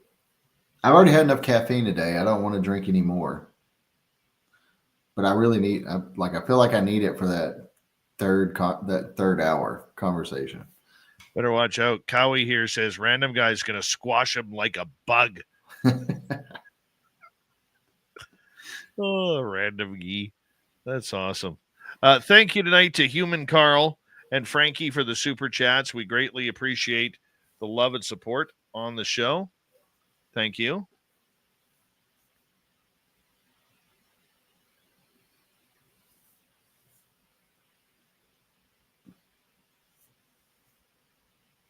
We got 10 seconds.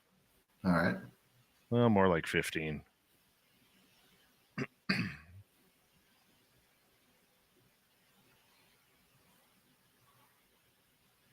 Here we go.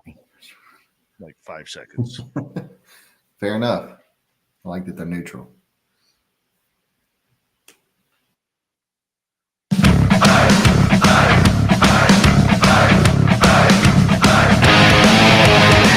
Here we go with the second half of Spaced Out Radio tonight. My name is Dave Scott. Skepticism in ufology is the topic. The average Chris up next will join us here momentarily. I know that if you missed portions of this show or others, check out our free archives by going to YouTube or any major podcast network. Our website, spacedoutradio.com, we have a plethora of features for you. Rock out to Bumblefoot, read the news wire, check out our swag as well. Follow us on X at Spaced Out Radio, Instagram at Spaced Out Radio Show, and on Patreon in the Space Travelers Club. The average Chris is here. We're talking whistleblowers. Now, right before the break, I had read a list of notes that you have on X, which can be found. Your X handle is at aerotech_space, where people can read this thread. And it was about David Grusch, Lou Elizondo, Jason Sands, Lenval Logan, and Jake Barber. And you wanted to make some comments about your information on this. Yeah, so getting back to it, especially in the realm of like Jason Sands, I caught a lot of flack. I held a space on X where so 1 in 6, 1 in 0, like I said, those are intelligence jobs within the United States Air Force, and those are their MOS, or what you want to call AFSC codes. So the 1 in, it would be intelligence, and then the number is going to dictate what you do for your job. So I was fortunate enough that during Jason Sands' time as a 1 in 6 in the United States Air Force, which is a very small niche community, I had people reach out to me that knew of Jason Sands that were also 1 in 6s. And I had a conversation. I'm going to just stop you right there. Please explain to our audience what a 1 in 6 is. So 1 in 6, which is no longer AFSC, is part of the intelligence umbrella, and it's a job in the United States Air Force where basically what they did is they were intercepting transmissions, radio or telephone calls, telephone communications, to ensure that there was no classified information being leaked. And they would record those calls. And if there was classified information being leaked, then they record that and they go from there, right? So that's kind of the gist of what Jason Sands in the 1 in 6 position, that's what that was. And that's what he did. And that's why in his whistleblower complaint or whatever to Arrow, it specifically states where he supposedly intercepted a transmission that he thought had something to do with aliens or UAP or UFOs. And turns out it was just code words that were being used per Arrow's historical report. Now, getting into that, I had spoke to people that had served as a 1 in 6 in that time frame. And I spoke to a gentleman through the other person that I had held the space with that actually not only heard about Jason Sands and knows people that worked with Sands, but if you heard Sands talk, he's said that he worked with JSOC and he worked with special forces and all these things. Well, the individual I talked to, he did work for JSOC. He did work for special forces and for their job. And he assured me 100% that Jason Sands never held that position, especially when he was there. And he has talked to several other people that were stationed with Jason. And unfortunately, the information that came out is probably what I thought it would be. And the fact that Jason didn't really have a good reputation in the career field. And anybody that's been in the Air Force or military in general, you know that there are guys that are really good at what they do, and they're there, they understand it, they're leaders in that job.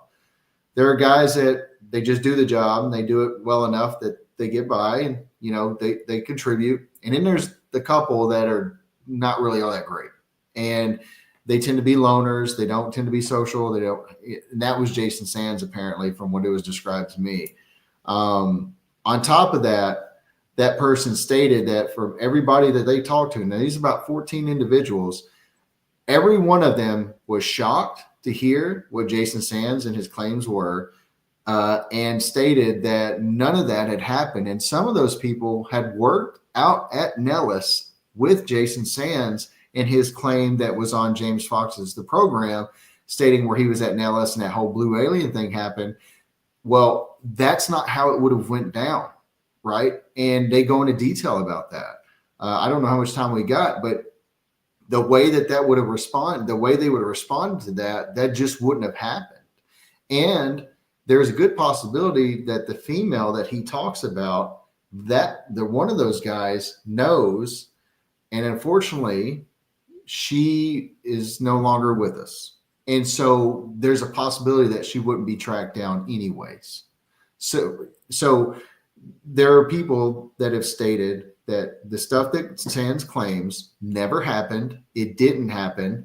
The things that Sands said about being read into programs and being an alien assassin. Well, you've seen what James Fox's reaction to when he made those claims on like the was it Julian Dodie podcast or whatever.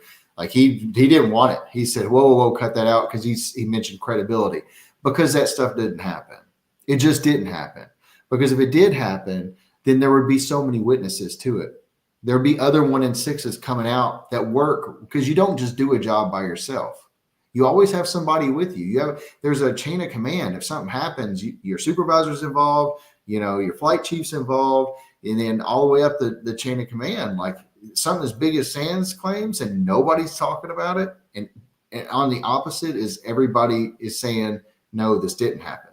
So that's my thing with Sands. When it comes to everybody else, Jake Barber, you said CCT. For anybody that doesn't know, that means combat controller. They made him look like he was a combat controller in that News Nation interview. Turns out I'm not saying my post triggered this, but they followed up with an unedited 3-hour interview with Barber. And at the very end of it, they asked him if he was a combat controller, and he said no. But in that initial interview, they made him sound like he had been a combat controller. That was an issue, right? His DD-214 does not match up. And I've gone into detail about that. And people, if they want to go on my profile, they can see it. Those posts got a lot of attention. And you've got a lot of veterans speaking out about it, and they're agreeing with me, because cover jobs are not a thing, or especially it's okay to wash. So what he's not admitting is that he washed out.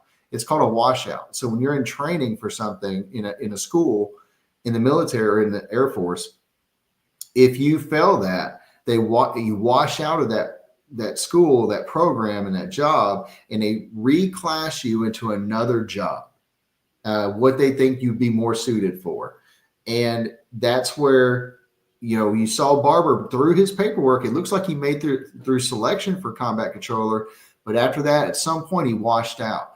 And he's saying that he got approached and he went to another job as a cover story. That's not how it worked. He washed out. They reclassed him. This happens a lot, actually. They warn you in basic training that the washout rate for combat controller is like 95% or higher. So it's very hard to make it all the way through. Example, Fred Baker, who is also with Jake Barber. I made a couple of phone calls. Fred Baker is legit a combat controller. Fred Baker even admitted that combat controller shows up on his DD-214.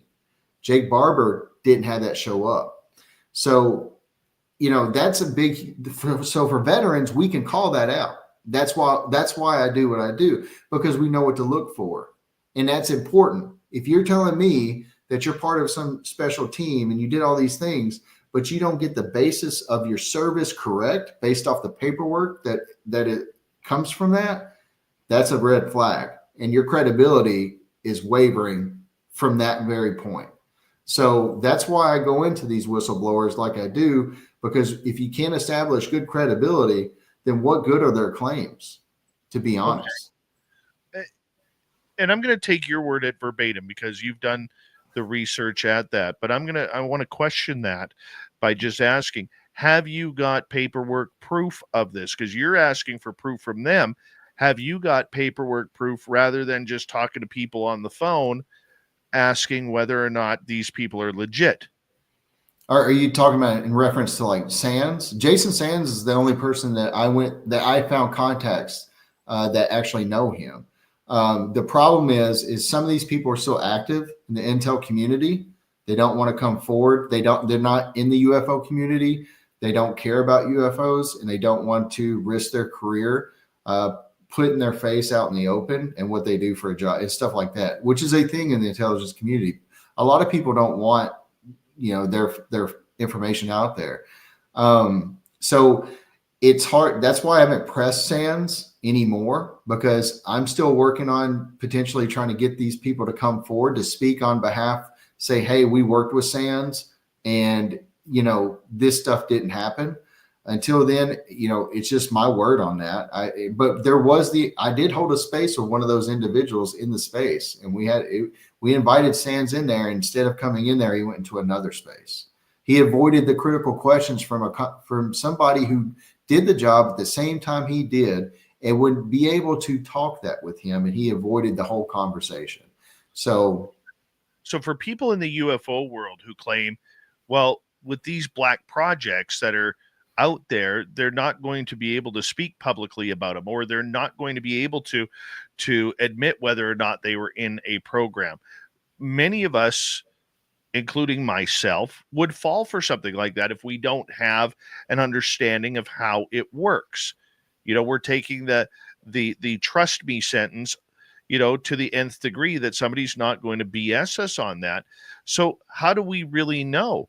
Are there programs out there that people are involved that are never spoken of, that we'll never know about? Well, so that is one of the big buzzwords right now, is a program, right? If you have people talking about programs and they're giving details, all right, let's take Randy Anderson, the guy that was on Jesse Michael's podcast recently, the Green Beret, that supposedly went into like this facility where he was shown, what was it, like a sphere? It was like alien off-world technology is what he called it. He saw a sign on the door. When you have guys that are saying, I'm going to tell you all these details about this program, but then they can't tell you the program. And there's, when it comes to the proof of the program, they hide behind, oh, I can't talk about that. Well, to me, that's a red flag, because the people I know that are in programs, are read into programs, they don't talk about it. Matter of fact, it is highly encouraged that you not only don't talk about it, you discourage, or you try to throw off the conversation and not, give any details about that, those type of programs. So for me, it's really hard for me to sit back and believe that you can give me these details, but you can't give me anything else when it comes to the evidence, the critical questions.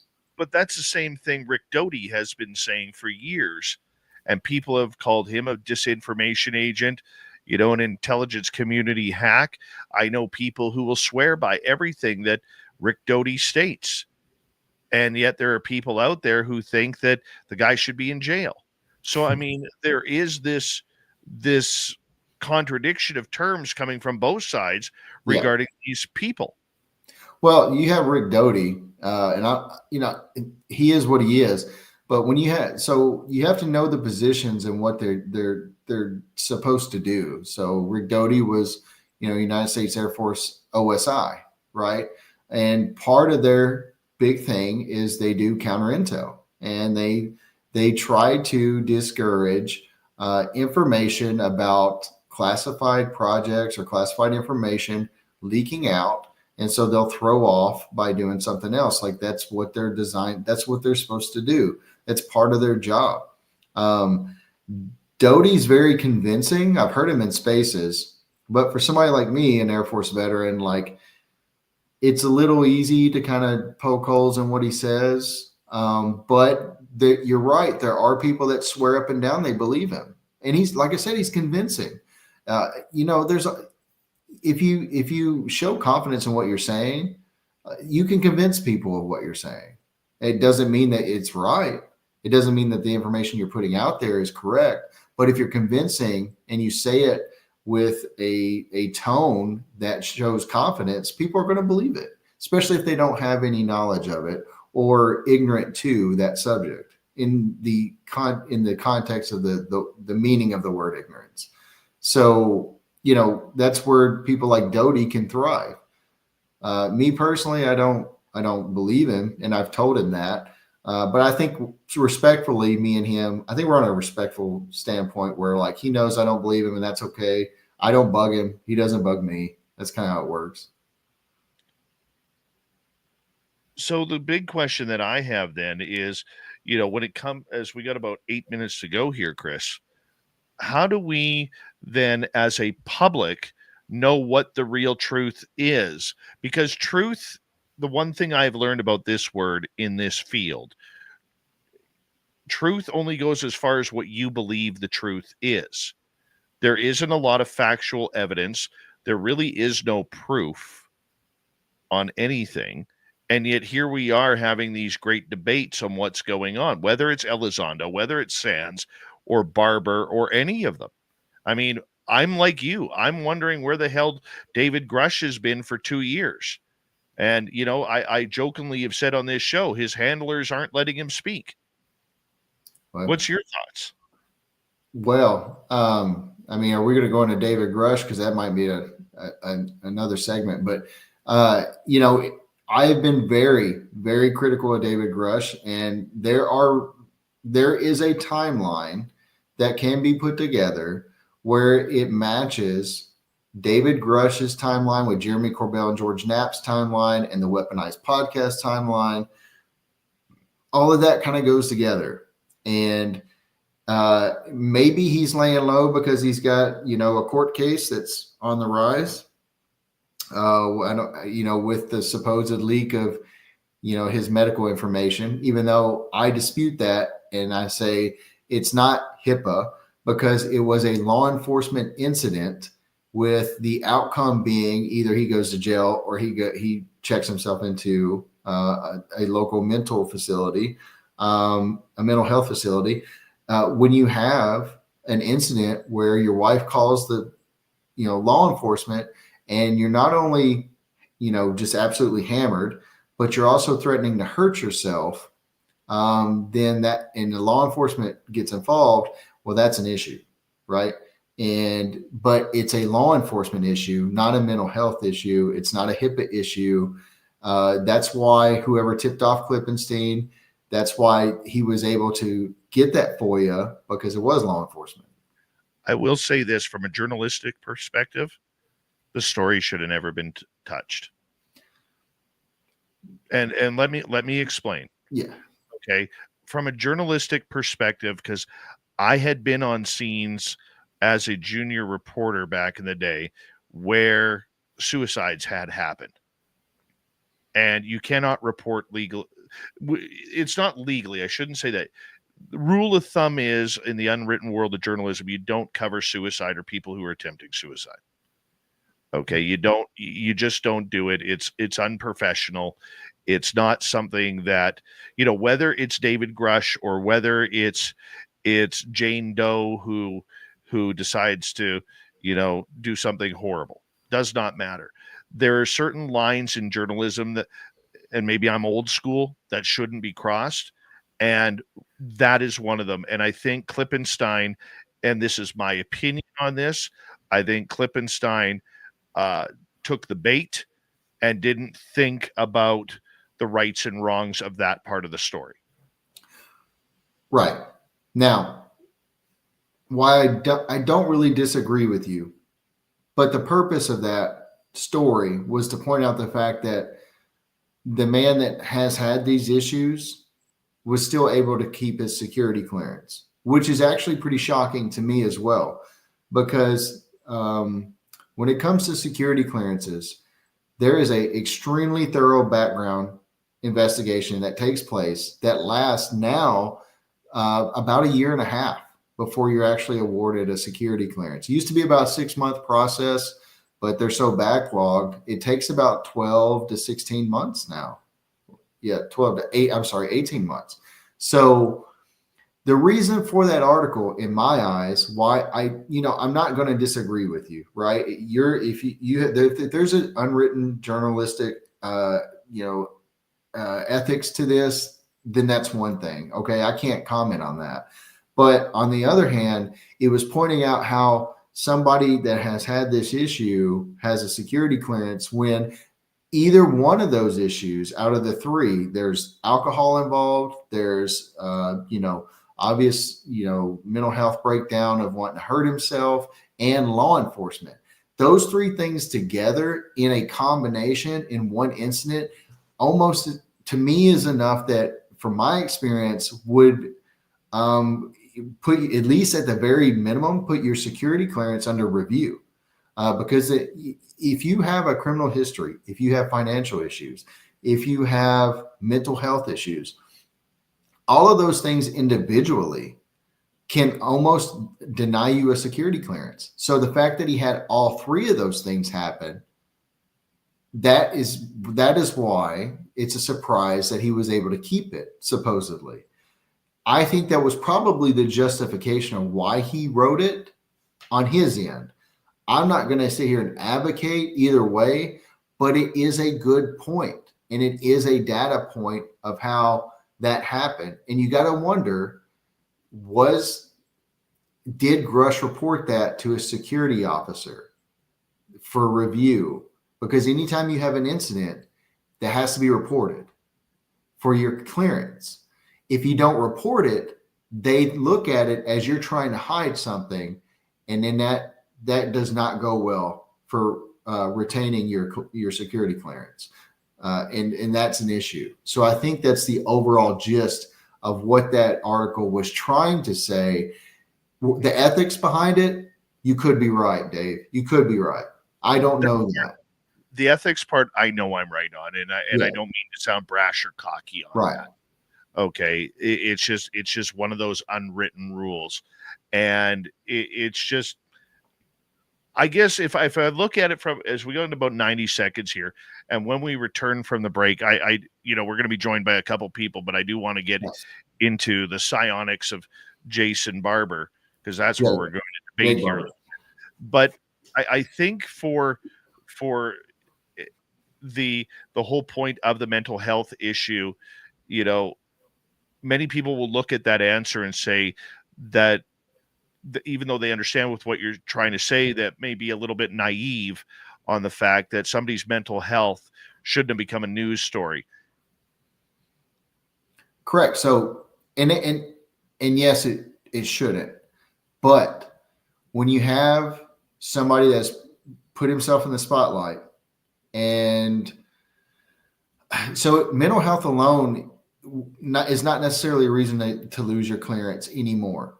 But when you combine that with drinking, which they frown upon greatly, and if you have a history of drinking or DUIs or anything like that, that's not a good thing. And then on top of that, law enforcement. If there is a incident with law enforcement, it has to be reported. So the overall of all of it was I think the point. I know we're running out of time. Didn't that come though like a week after his best friend offed himself? So I don't think we have enough time. My understanding is let's carry it over. Let's carry it over. I apologize for cutting you off right there, but we do have to go to break here at the bottom of the hour, or top of the hour. The Average Chris, we're having a great conversation tonight. Whistleblowers, psionics, it's all coming up. We're going to add a couple more to the panel here when we return on Spaced Out Radio. You're listening to Spaced Out Radio with your host, Dave Scott.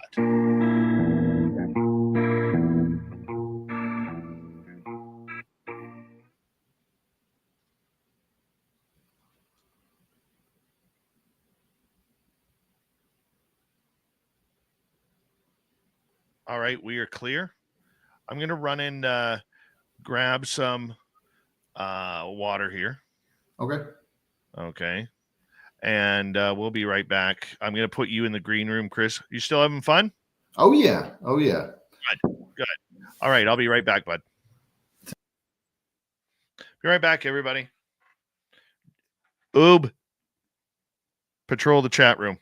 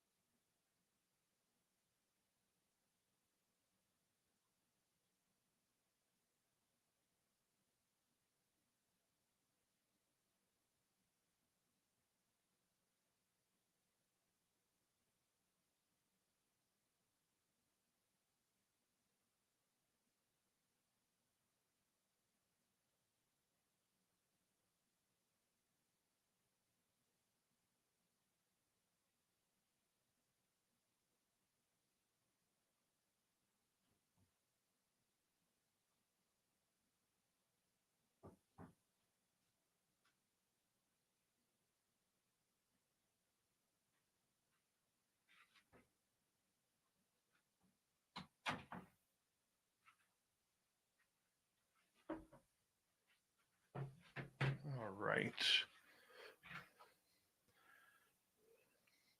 I am back. Did my chair move?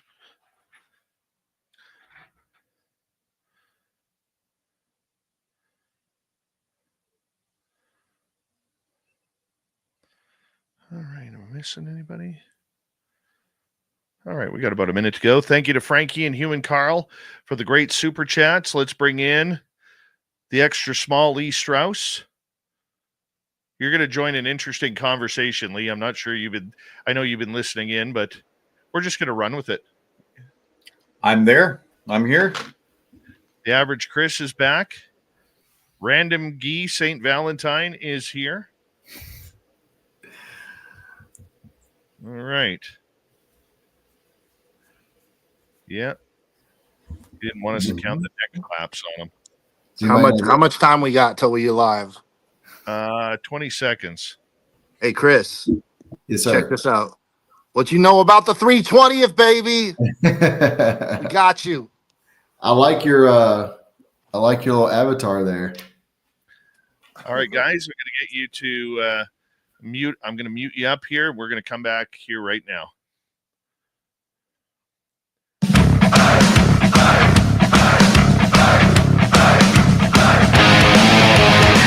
Here we go, third and final hour of Spaced Out Radio tonight. My name is Dave Scott. We're having such a great conversation with the average Chris. We're going to continue it right off the bat here. We've added a couple of friends to join us, so we're going to continue this. But first, I want to remind all of you, or say hello to everyone listening in on our terrestrial affiliates around North America, digitally on every major podcast network. Our website, spacedoutradio.com, we have a plethora of features for you. Rock out to Bumblefoot, read the news wire, check out our swag as well. Follow us on X at Spaced Out Radio, Instagram at Spaced Out Radio Show, and on Patreon in the Space Travelers Club. The Desert Clam has set the password for tonight in the SOR Space Travelers Club. Wanian. Wanian is your password. Use it wisely, Space Travelers, as the Clam sets the password each and every night right here on Spaced Out Radio. And if you're wondering what the password is for, the answer is exactly. The average Chris is here, sticking around for hour 3. We appreciate you, Chris. We are also joined by Element 115's Lee Strauss and gentleman that we call around here Random Guy. Good to have you all here. And before we even get going, Lee, I want to bring you in right off the bat. You've been listening in on the background here with what's going on in the whole area of this show. What's your thoughts going in? Because I know you're somebody who is also quite skeptic of everything that's happening. Lee, can you hear us? Maybe not. Maybe not. Showing his mic's muted. Yeah, I don't think he's properly connected right now. Bueller.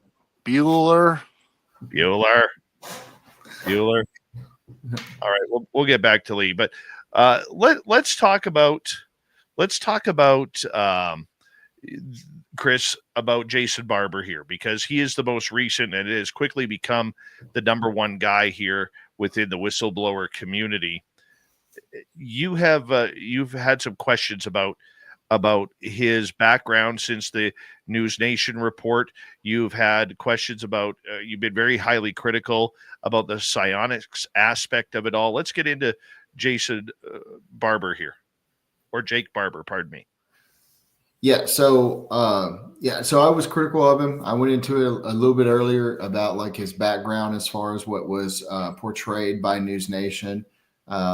And then what they did was they got other previous special forces guys like Fred Baker and also Blitch, I think his last name is, which Blitch confirmed on the Good Trouble show with Matt Ford that, he wasn't there to confirm Barber's background. He was brought in to kind of just be support. Which is it makes sense because Blitch was an officer, right? And Barber and Baker and those guys were enlisted personnel. So that kind of makes sense to me on why he was brought in. He stated that he's not there to vouch for Barber's background, but he says that he believes him, right? So there's that. But as far as Barber goes, there's more to that story if people haven't been following. So Barber actually emailed me or DM'd me on X and randomly. And when I got that message, I was a little taken back. I love random things. Yeah. So he had basically invited me out to come be a part of an event with Skywatcher.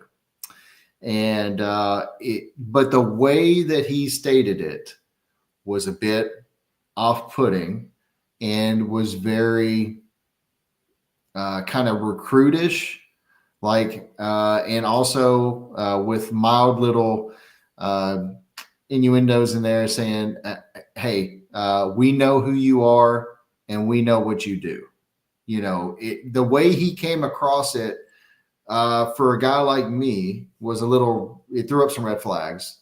And but I eventually, after talking with some people, I decided to move forward with it. I was interested. I was like, all right, let me try to get in here before it gets too mainstream. And all of a sudden, Skywatcher is a big thing.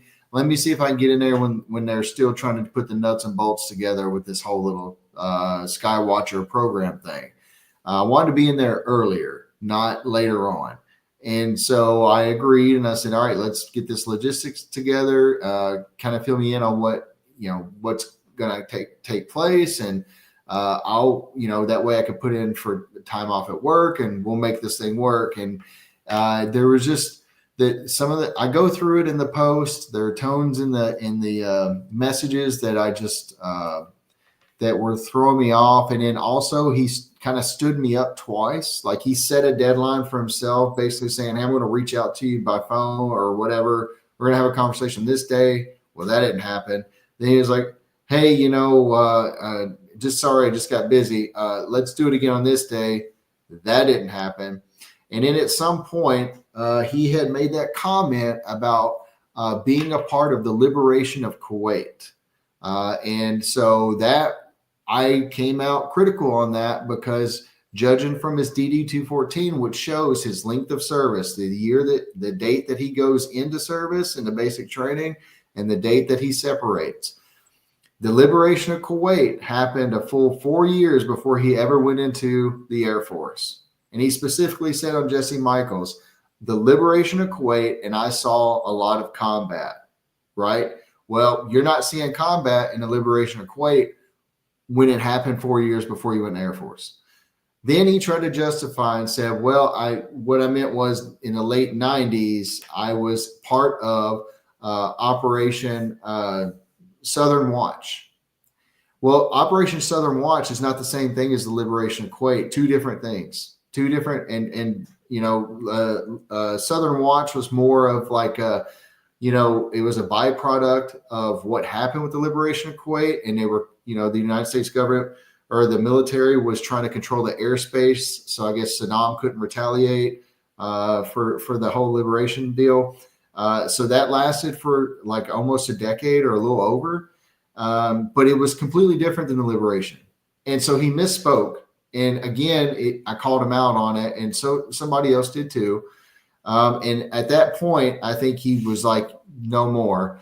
And so I finally wrote him a message since he hadn't talked to me. And I said, look, you've kind of stood me up twice. I think I'm just going to, withdraw basically my interest of going out there. And he replied back that I'm disingenuous and that we may revisit at another time. But, basically right now, we're going to bring back or take back our invitation. And that's pretty much where I left it. So the Jake Barber thing that a lot of people didn't know about was that, or maybe they did, because that's actually how I think me and other people started talking. And it's, I've heard since then, there's been rumors. It was actually confirmed, and somebody brought it up into space last night or it was 2 nights ago, where there have been talks of potential substances being used during these Skywatcher events, and it's getting around. And to me, I'm not going to put myself in a situation where I'm out in the middle of nowhere and these guys they have guns on them, by the way. They have guns on site because they're acting, LARPing as tier 1 operator guys. And, I don't know if these guys have PTSD. Combat controllers, they've seen some stuff. So I don't know what their mental status is, right? And then if you mix substances in with it and it's not a recipe for me that I want to be involved in.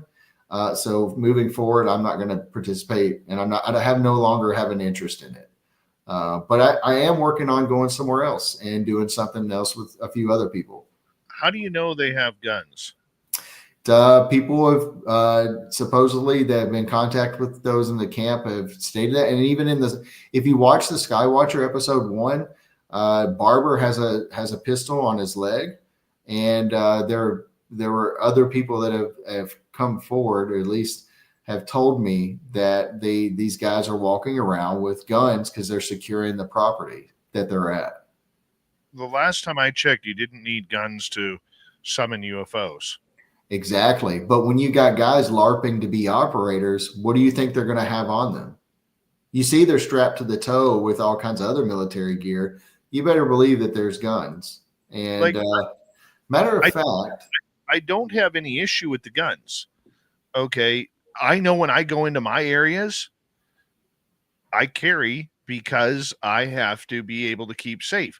I have grizzly bears, black bears, mountain lions, 1,500-pound moose, wolf packs in that area. I carry because of that safety. I'm not carrying it to because people are there or because there's UFOs in the air. Right. Davis, John Wick. Right. So that's kind of my question. And I'm not entirely sure what weaponry they're using. And obviously they're going to be guns. I don't know if they're pistols. I don't know if they're rifles. I was told rifles. For me, I can't confirm it right now, but even if that's remotely true, and I put credibility behind that, because you got guys that are former military. They're some of them were operators. They're going to be, in my opinion, if there's going to be a gun available and they need it for whatever reason they can justify, they're going to be carrying it. And it looks like they were carrying them in the Skywatcher episode 1. So I'm not going to put myself in a position as somebody like me that's a skeptic going out with people that I don't really know. And if they say something's happening and I'm saying, hey, no, it's not, I think it's this. And then say a confrontation happens. Okay, I don't have a gun. They've got guns. Yes, that's extreme. I understand that. But it's also called situational awareness, and I'm not putting myself in that situation. It's for something to happen. And then maybe substances involved. I just can't do it. It's not for me.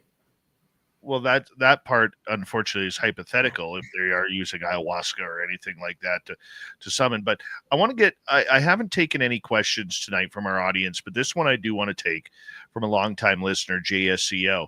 He says, I'm not so concerned about the people's credentials. I'm focused on the phenomena. Why are people trying so hard to discredit every person who speaks up? What is your point of view on that? Credibility matters. If you're going to tell me that there's a phenomenon out there, but you don't really have the evidence to back it up, then all I have is your credibility to back what you're saying.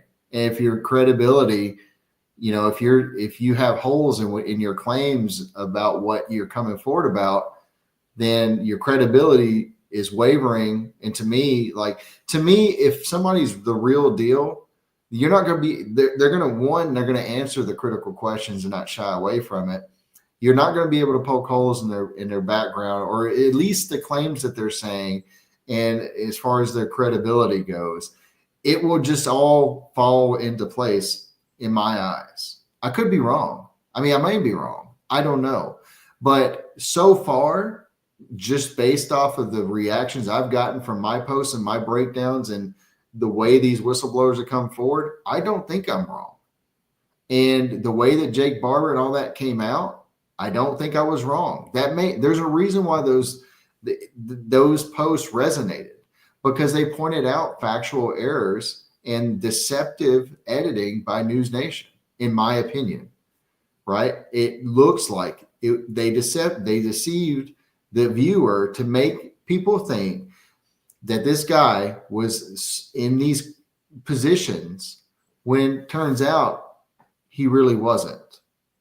So, and what people don't understand, Jake Barber, that wasn't the first time he was on News Nation. He was on News Nation months before that. They did a little clip about him as a jiu-jitsu instructor that helped out a little girl that was getting bullied for being a Taylor Swift fan. He had already had affiliations with News Nation. He had already been on News Nation and not been a whistleblower. It's a little odd, in my opinion. Why was Jake Barber on there? Like, why didn't they propose at that point he was a whistleblower? Jake Barber had already had ties and things going on. It was a little odd how News Nation did everything, and that to me is a major red flag. Why aren't you helping little girls that are getting bullied, Chris? I don't know jiu-jitsu. Okay. Yeah. I will say this from a journalistic point of view. I found that odd too, that they had brought him on a few months earlier in order to do that story. Great story nonetheless. Yeah. But still, it does give a timeline, and it didn't make sense to me. Random guy, just your thoughts overall on what you've heard tonight, because you are somebody who is friends with Chris here. You are somebody who is involved. You're not really involved in the UFO community, but you do monitor it to see what's going on. You have friends and agencies. Your overall thoughts on the whistleblowers and what Chris has to say tonight? No, Chris is spot on, and I'm trying to actually turn my freaking camera on. I put it on my dirty ass floor, but no, Chris is spot on in general. Obviously my job is to troll efficiently. That's number one in my book all the time. But the funny part is about Chris. So regardless of who has come along, experiencers, whistleblowers, naysayers, my position is always the same. Like, let's cut out the crap and let's get down to business. And you and I both know of people in the community that have they literally, as soon as they saw me even talking to Chris, they're like, stay away from that dude. He's XYZ. And that, what's funny? That's just par for the course. It's like pretty much anybody that's skeptical and has a reasonable, logical approach rather than accepting, trust me, bro, they're immediately attacked. And it's just kind of ironic because the whistleblowers also get attacked, obviously. So it's almost like a political game, right? Where the fringe of both sides, believers and non-believers, will attack the opposite regardless. But those fringe believers attack with such veracity and intensity that it blurs out the message. Like, I've seen multiple people in chat tonight going, I had no idea Chris was an experiencer. I had no idea Chris was reasonably interested in ufology, which he shared with everybody, right? Because all they focused on was the stuff that people have tried to burn him down with. And so everything he said, when you get to the military stuff, there is no opinion. It's facts. Everything is documented. And if it's not documented, you have a man or a woman that you served with that can vouch for you. And it's not good enough to say, I believe them. No. Where were you? So if you can't verify where you were, the guy that's vouching for you, I better be able to verify where he was. And if he was there and said you were shoulder to shoulder with you, okay, I'll accept it. But on every account, specifically with the Barber stuff, and again, I don't have a dog in this fight. I don't care, man.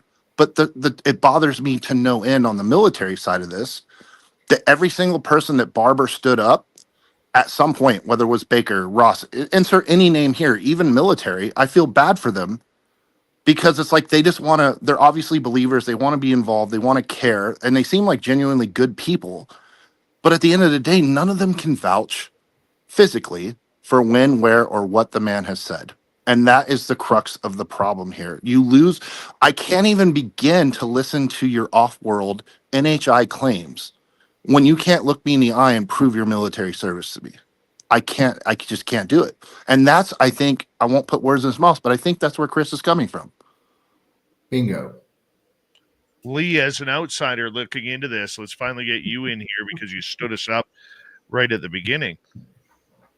Well, what I'm thinking here, guys, is, there seems to be a lot of information going on out there in the community right now. My thought that comes in is like, is somebody putting this upon us to like trick us or to divert us from something else? Is this something that is put out there to like throw shade on the whole subject? If we're easily able to poke holes in the story, then maybe this has been done on purpose.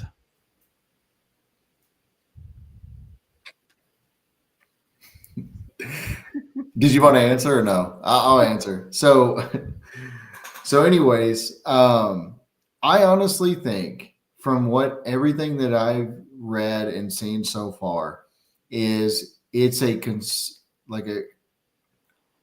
group effort of the same people that have been pushing for disclosure, but in just a different way, a way that they thought would actually move the ball. And it has. I will admit it has. A lot of people are talking about it. It's not so stigma anymore, for sure. And that's probably a good thing. And that's probably where a lot of people are like, well, so what's the big deal?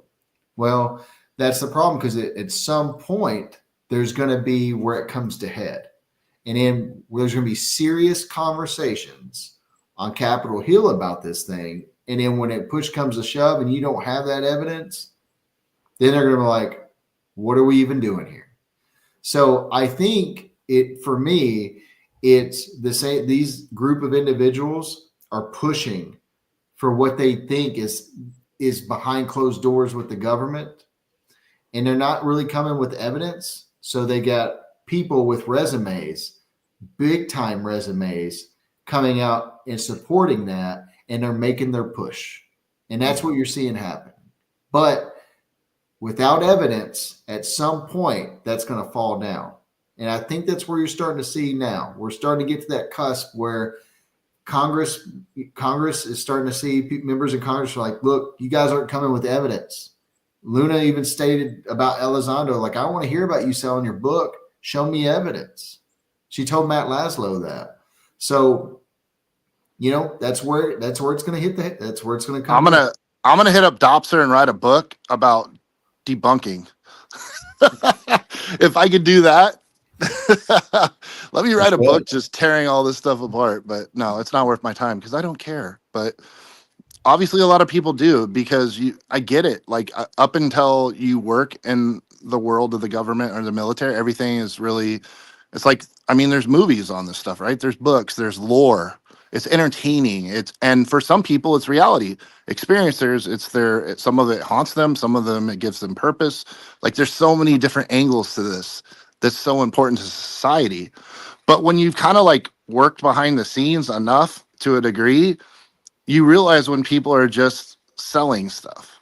And at the end of the day, it's not that hard. Like for instance, the Grusch stuff that came up. I know I talked to you about this earlier, Chris, but okay, so you got shut out of a skiff. You don't have a clearance. Guess what? You still have the IG. You still have OSI. You can be a whistleblower. It doesn't matter if you work for the IRS. You don't have to be some secret agent, tier 1 special access program. Every federal person can go to the inspector general and audit something as a whistleblower. Everybody. If that's truly what you're trying to do. The only reason that you insist on having a clearance and being involved is because you want your name attached to it. That right away is suspicious. What's your motivation here? Is it really to tell the truth, or is it because you want to be famous and make money? On that note, we're going to go to our final break tonight. We have the average Chris. We got Extra Small, Lee Strauss, and Random Guy joining us for the next half. This is Spaced Out Radio, and your host, Dave Scott.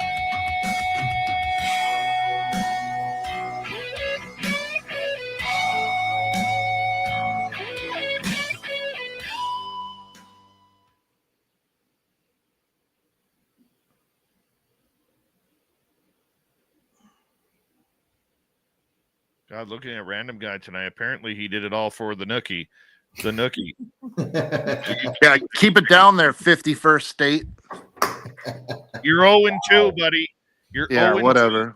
That's Hey, because Owen. Hey, I wasn't Owen, running things back then. You could come down here and visit the Gulf of America. Oh boy, here we go. I'm going to make you a T-shirt that says Owen. My name is Owen. 0-2. You definitely have a voice for like sports radio. No kidding. What- Definitely not a face for movies or television. Oh, no. Wow. I will agree with you on that. But He's got the hair. He's got the hair. Hair matters. Yeah. Mm-hmm. Yeah. Mr. He can't even get it out. He can't even get it out. Look at him. You Must have got guys. clogged up before the show. Pipe down or I'll send Jim Goodall to body slam you. El Ovni. Who? I'll send Goodall to body slam you, El Ovni. I don't even know. El Omni Volador's not even here. I don't even know why you would bring his name up around me. Oh, I know he's watching. Oh, I know he's he's watching. Yeah, he's always watching. Thanks, Fred. Man, there's a lot of comments. I turn them off when we're going through, when we're on. But Yeah, that's probably advisable. I used to fight with people and it never worked. How dare you spite me, random stranger? Oh yeah. Honestly, I'll tell you this, Chris. I told you before, coming on the show is awesome because this community. Yes, I'm talking to you, chat. You guys are awesome. I've checked out a lot of shows, and there's shows where maybe there's more aesthetically pleasing people to view while you're watching the show, but there's not a better chat in ufology than Space Out Radio. I've had a blast. I'm having a good time actually. So I'm it's like I said, this is the first time I've done a show that's more on at least at the neutral or pro side of it. And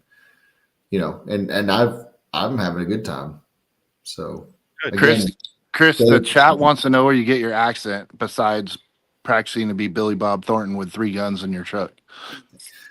well, I was going to say something, but I'm not going to say it. It's a little bit of redneck in me. I can't help it. It is what it is. So born and raised in the South. So back Kentucky. to the South. Hey, Bartell, you better join us on May 1st to 5th when we're in Vegas. Oh, I love that guy. Chris. That's one dude I was trying to meet. Yeah, Bartel. Yeah, same. Chris, I know we've He's talked not a before. Limp Bizkit fan. Yeah, we've talked before. If I come out there, we're getting together. I bet if I go out there, he'll get there because we've been talking about it for a while. You can stay at my house, Chris. I'll tell you that right now. So you're good. Yeah, Hotels get expensive by May, bro. they do. I haven't been to Vegas. Fun fact: I've never been to Vegas, even though I was. It's not the same. You missed out on the golden age. It's kind of a shit show now, but Yeah. Well, like I said earlier, my wife, she's in Vegas right now. She comes back tomorrow. So Don't worry. told you anything goes down. I got an AR-15 12 minutes from her location. So yeah. Well, she's been out there enough. She's a veteran at it now. So yeah, she kind of she knows what to do. She does, she's amazing at her job. She's done very well at her age and like has climbed the ladder, and that girl networks, and I'm pretty proud of her. Like she handles her own out there in Vegas. But yeah, it's my turn to go out there. So I'm thinking maybe if you guys really want to do the May thing, and if I'm invited, I'm thinking about really going. Everyone's invited. Everyone's invited. We even invited Lee. Thanks. wow. I want to He's say like, we scraped the bottom of the barrel. Lee's setup in the background is pretty awesome, though. I have to yeah. admit, it's very aesthetically pleasing to look at. Yeah, there's got to be incense in that room somewhere. Like There for is sure. too. There is actually right there. And If I ever saw a dude that uses bath bombs, that's it right there. Like And I'm not doing that shit though. Excuse my language. Hey, I use bath bombs. Hold don't on. knock it. I use bath bombs and I like Nickelback. There you go. Oh, here we Explains go. so much. Thank you to Frankie, Human Carl, JSCO, and Mike Bothwell for the super chats tonight. Greatly appreciate the love and support. And we're going to continue on here in 5 seconds. We'll be going here in a minute. Best 5 seconds of your life, Dave.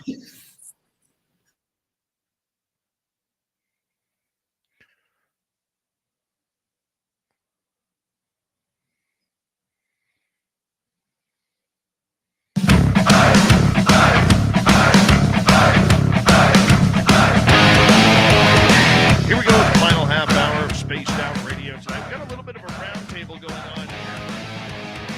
My name is Dave Scott. We got extra small Lee Strauss, the average Chris, and Random E, because he likes his French pronunciation, hanging out with us. We're talking UFOs, whistleblowers, and everything going on the skeptical side of ufology right now. Before I bring them back on, want to remind all of you that if you missed portions of this show or others, check out our free archives on YouTube or any major podcast network. Our website, spacedoutradio.com. We have a plethora of features for you. Rock out to Bumblefoot, read the news wire, check out our swag as well. Follow us on X at Spaced Out Radio, Instagram at Spaced Out Radio Show, and on Patreon in the Space Travelers Club. We bring in the crew here because we are chatting about skepticism and ufology. We have extra small Lee Strauss. We have the average Chris, and we got random guy hanging on out with us. And I want to talk to you about the psionics portion of this, because you've been pretty critical about this, Chris. I know random guy off air has been critical of this. This is the one thing where I think Jake Barber gets it right. I really do. And let me explain. I've done it. Never with ayahuasca, never with mushrooms, never with peyote, never with random guy on my back. Okay? But I have done it, and I've been around people who have done it. So I guess my question when it comes to this, Chris, is I know it's hard to believe, but just because we don't want to believe something doesn't mean it can't happen. So just your overall thoughts of everything on that. Well, I guess so. It's the thought of somebody being able to control and take control of an object that we don't know what it is, or even if it, what it could be, and bringing, I guess their process is bringing it down to them and taking control of the craft. Am I correct on that? Like that's what they are saying. Yes. Normally the summoning aspect is that there is communication between you and the craft, that if you meditate on the area, you have a clear mind, body, soul, that you can make that type of a connection. Yeah. So it's like they took the CE5 from Stephen Greer and just one-upped it. Yes, but without paying the $3,500 for a weekend to do it. Anybody can do it. Yeah, right. Well, no, not everybody can do it. No, there's actually there's per Skywatcher, you have are we going to get into this? Uh-oh. You got to be careful here. I'm not left-handed, so I'm good. And there are other criteria that you have to meet to be able to do that. My question is this. Let me jump in while we're talking about this stuff, the summoning. We know that they were doing locations like in Mojave Desert, Southern California. Do we have any of the other locations confirmed? And the reason I ask that is because did they actually pick a place that's not in the middle of one of the busiest air traffic places in the world? Right. So when Barber reached out to me, the location was going to be in Palmdale, California. So yeah, that's, as well as I do, there's like 5 bases there, LAX, Vegas, there's a million international flights plus military plus. Yeah. Like that seems to me, if you want a clear sky and a clear conscience, the call outside the atmosphere, you'd probably not want to use, like top 3 busiest places on the planet for air traffic. Correct. I agree. But okay, so here's the deal with that. I am open and willing to experience that. I've talked with some people. Apparently, there's a thing going down in North Carolina. I don't know how much you know about Chris Bledsoe, But apparently he's out there every year. And like, I guess he's part of the attraction of this like festival that happens in North Carolina. But anyways, I am very open to at least maybe going out and seeing that and seeing if, you know, even though I don't believe Chris Bledsoe at all, I am willing to go and try to observe this thing myself instead of sitting back behind a computer, right, or my phone and being critical. I'm trying to like get more out there, like I did in my paranormal investigating days, and just go on location and just, hey, if you guys say you can do something, I'll go. Show me, right? I'm not going to be a jerk about it. I'm going to sit there, I'm going to observe, and we're going to go through, if something happens, we'll go through the motions, try to figure out, let's explain everything away first before we jump to it's a UFO, it's in HR, whatnot. I'm willing to do that. And I've stated that lately. So I'm open to it. I just want to be proved wrong, if that's okay. That's fine. The fact is you're open to it. Whereas I think a lot of people who follow you on X will say, well, this guy's just an armchair critic. No, I mean, like I said, I used to do paranormal investigating, and that's how I got into this whole thing over a decade ago. It's because I used to get out there. I was interested. I threw myself out there, got on a team, just said, hey, let me experience it to see if it's real, because I'm tired of watching it on TV. Let me see if it's real, because I had experiences when I was a kid. I was like, let's see if it happens, you know, and that's kind of what got me involved in all this. So, you know, I've done enough sitting behind the computer and keyboard stuff.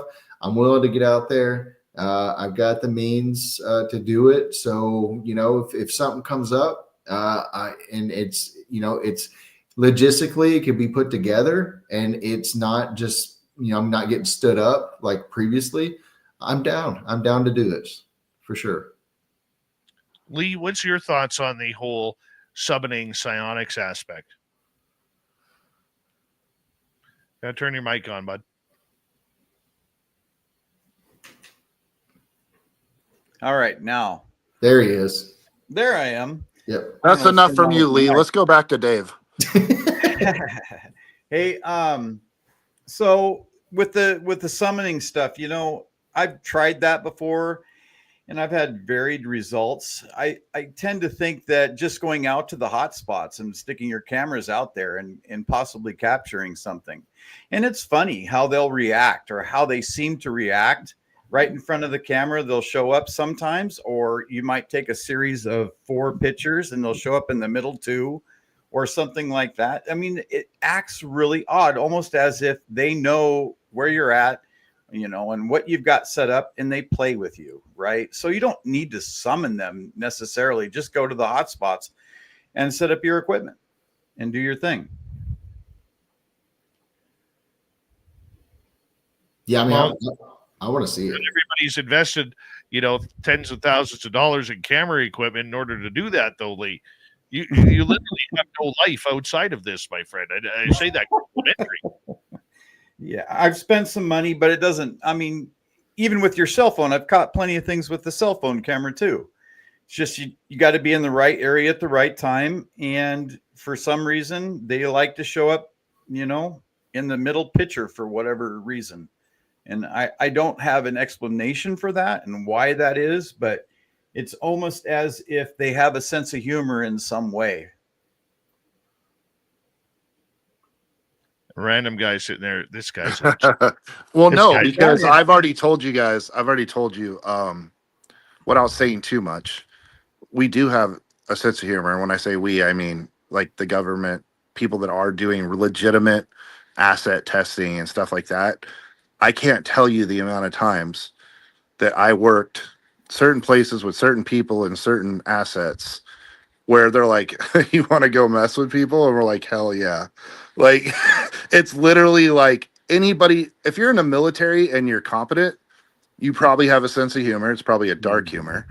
And and going along with intelligent people is being funny and understanding and getting along, because there is so much suck. I don't care if you're working at a top secret tier 1 operator base. Talk to the red team Navy SEAL guys. You have to release And like everything is so important in what you're doing. And whether it's engineering, testing, preparing to fight, fighting, executing, there's no margin for error. And when it comes with that, you need to be able to blow off steam. So comedy, jokes, messing with people, absolutely is part of the MO. Absolutely. I'd love a chance to show you what I got on film and on photos. Absolutely. May, Bring it in May. yeah. I'll be there. We have it. If I get hammered, don't judge All me. the photos are likely they're extra small. Oh, here we go. Hammered. Well, maybe then you'll finally admit your disinfo, Chris. I know. I mean, I'm waiting for the right time. I gotta get It's enough. not necessarily disinfo though either, right? What's You that? seem to be very educated. Look, I've just gotten to a point where I used to believe in conspiracies, and then I got to a point where I was like, all right, it can only be, I can only ride this train for so long. Let's see what the other side of the aisle is saying about it. And then when you start taking in both sides, and you should do this for everything, in my opinion, that I've learned with my age, is take in every side of the story you can, take in the information, throw out the noise, keep the facts, make your assessment from there. And that's all that I've been doing. People say disinformation agent. I just think it's ignorance, when it's really what it is you don't want to hear my take on reality that contradicts what your take on reality is. And that's okay. But as adults, we should be able to just discuss it. Right. But a lot of the times I don't get the benefit of that. So that's why you see sometimes a post might be a little harsh. Sometimes it's because I'm a human being. I get vexed too. I'm just like everybody else. Yeah. But I think where a lot of the problem lies in the disconnect, and this is just my opinion, is we do have many people within the UFO community, the Sasquatch community, the paranormal community, and you were part of the paranormal community. You had a TikTok channel with 6 figures in followers. And I think one of the biggest problems we have in this field is that too many times we are using opinion as fact. That just because you have a strong opinion that UFOs aren't here, or the government isn't covering things up, or Sasquatch is flesh and blood, or ghosts are dead people, the spirits of dead people. We're using too much opinion as fact rather than doing the research to figure out what truly are these things that are happening to us. And I think I could speak for many people in this field as an experiencer that none of us wanted or expected this to happen. I lived a great, happily boring life before all of a sudden I was thrown into the fray, and it sent me on this juggernaut juggernaut quest of trying to figure out what is going on, led me to a 10-year radio show. So I think it's dangerous when, and I'm not saying you guys, okay, but just in general, it's dangerous when we are shoving opinion down people's throats for the sake of getting our voice heard on social media when we are using opinion as fact. Yeah, I don't disagree with that. A preponderance of information too. It's not just one snippet here or there. It's a preponderance. You take everything together to build what you know. And even then, you don't know everything. That's another thing. Like you speak for yourself. I pretty much know everything all the time. But in just on X, me being here for 2 years. There's still a ton of information about ufology that I don't know about. So I mean, you have to literally spend so much time getting to comb through the history of everything in ufology. That's why the Congress, they seem kind of just taken back. Like, was it Burleson said the other day to Matt Laszlo, he didn't even know about the Jake Barber thing, right? I don't suspect that Congress knows all of the red flags that I've at least encountered in the 2 years I've been here. They don't have access. Well, they have access to it, but they don't have the time to go through and and look at things as a skeptical lens. If they did, I don't think these hearings would go like they are. So that's why it's kind of important to me for like the information that I put out there. Like, hopefully it does catch the eye, because because those conversations should be involved with the rest of the conversation. If not, you're creating an echo chamber. And then, what is an echo chamber? What is it really good for? Right? You're living in your own reality and you're not taking in other outside information that might be factual. And that kind of, negates the purpose of this community, in my opinion. Random guy, what's your thoughts? I just try to not have many thoughts. In general, I feel like they get in the way of my opinion. No, but as far as being online, yeah, it's a a poop show. I won't use a bad word because we're on the air, but it's kind of like a free for all, and it's more important in this community again, I'm not in the community, but as an observer, informed observer at this point, it seems like it's more important to score points on either undermining or propping up individuals rather than undermining or propping up evidence, or undermining or propping up experiences. So everything that's coming now it's either a whistleblower states it, and you have, again, it's political almost, right? Believe it, you're either on the team or you're against the team, and your job is to tear down 100% of that person, whether it's Chris being skeptical or, Barber doing his thing. It's like there's no critical thinking involved in it anymore, and that's probably the most frustrating part. And that's why so many people don't care. Because if you tune in and you start watching, you're like, oh, this person hates Ross Coulthart, and Chris did this, and that person did that, and this person doxed that guy. And it's like, we're not even talking about what matters. So, like, you get to the point where it's like character assassination is more important than the facts. And that's just more and more part of the frustration, regardless of who's making any claim. Because if we had a system where the community all agreed, like, okay, look, we're human. You don't like certain personalities. That's fine. But at the end of the day, this guy brought this document and it looks pretty good. What does everybody think about it? This guy has this video. What do you guys think about that? And when somebody says, hey, I could prove that's fake, and then they have a scientific basis to prove it's fake, we should listen to that guy. But if you say something's fake and you have no way to rebut it, we should still keep it on the table. But instead of doing that, it's just pure character assassination, gangs, factions, and you guys get nowhere.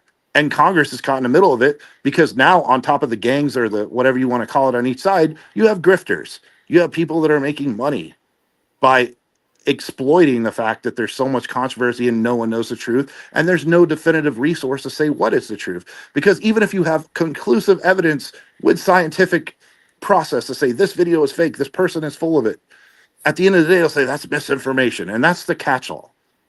So it becomes political. Lowest common denominator. I mean, that's what it comes down to, right? Can you hit them where it hurts if you don't agree with what they're saying? And they've tried. Mm-hmm.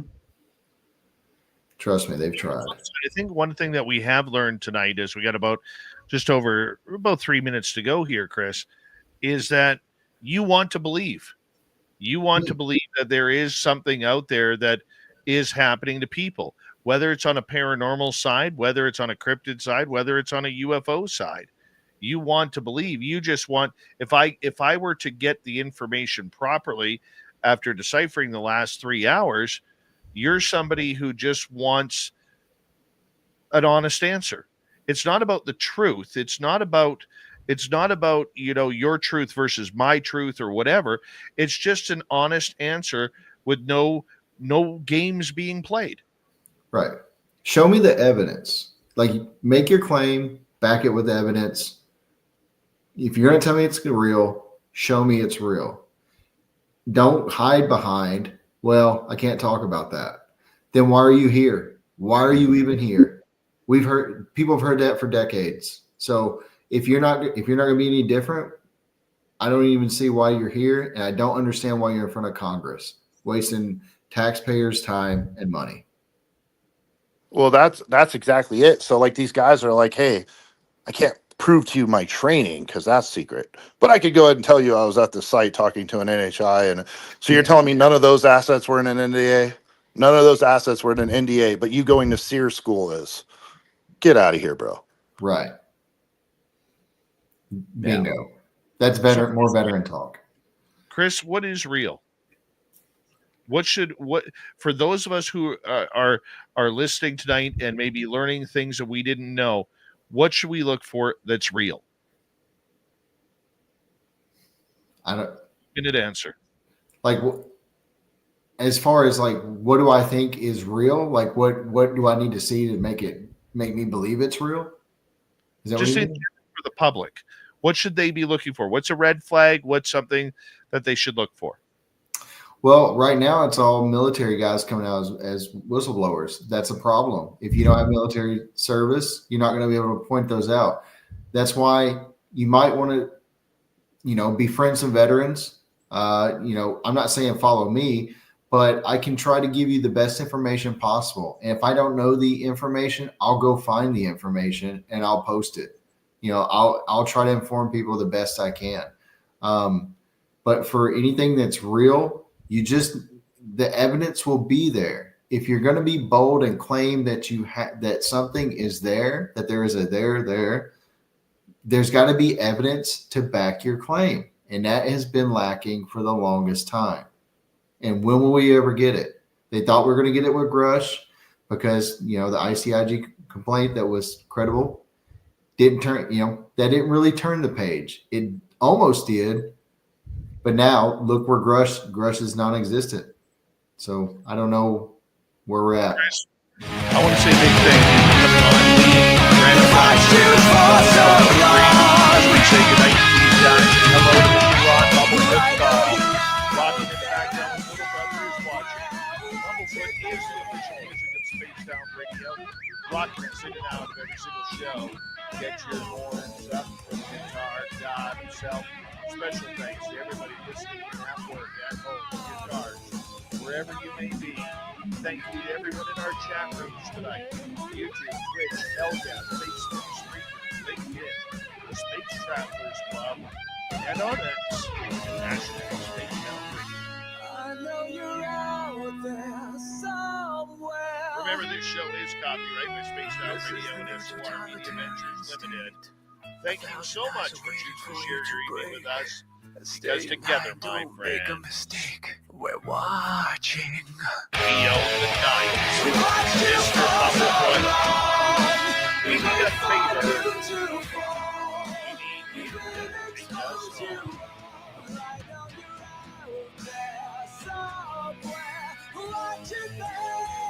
Yes, the Woo train has docked for the night. But soon, my friends, we shall ride again. Your seats are always available. Your tickets never expire. And if you want to bring a friend, we've got room for them too. Good night, everybody.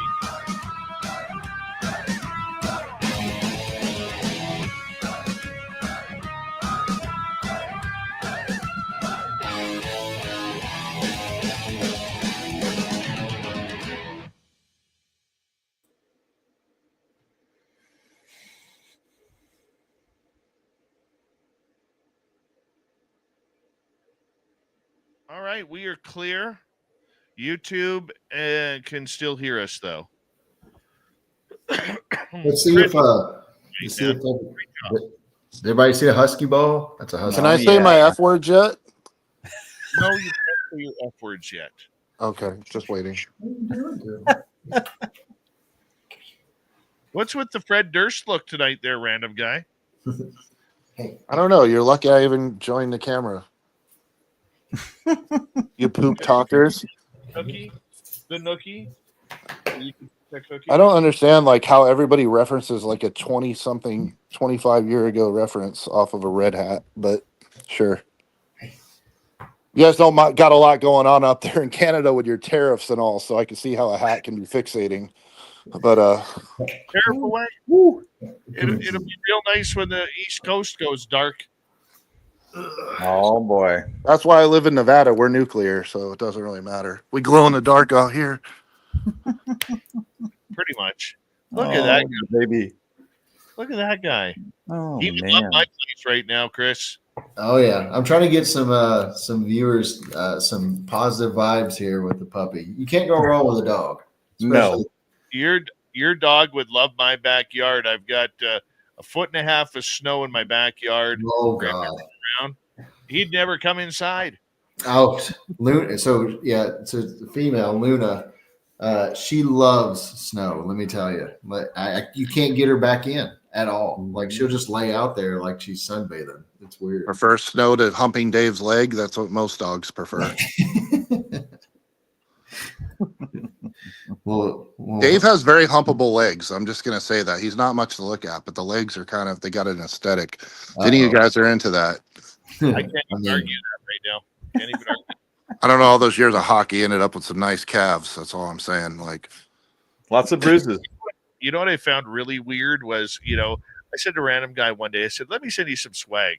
He goes, Dave, I really want a pair of the boxer shorts with your face on them. all lies, fake news.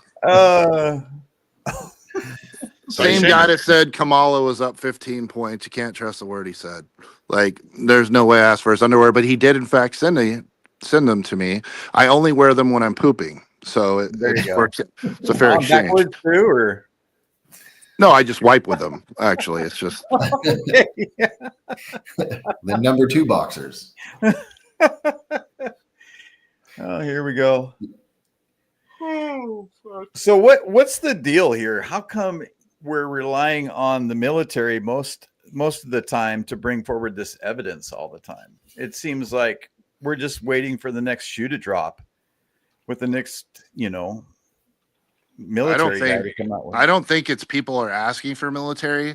I think that the powers that be, whoever has a reason or an incentive media wise, maybe news wise, to bring this story up and produce stories or produce documentaries or produce films, I think they look for that because in absence of evidence, you go by credibility.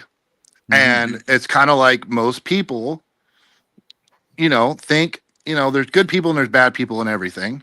But for the most part, veterans are respected.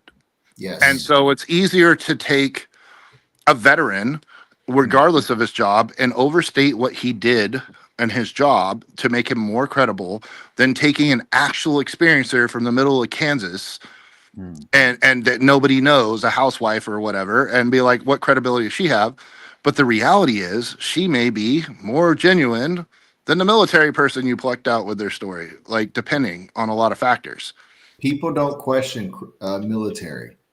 They naturally, especially after, with the wars and everything, like they're not going to speak out against military members. That's why I was talking about, like, there seems to be a targeting of military people coming forward. That's why Barber if you read the messages I got from Barber, like he legit was going to try to turn me. That was the goal. Like that was 100% the goal. Huh? What do you mean by turn you, for those of us who may not understand?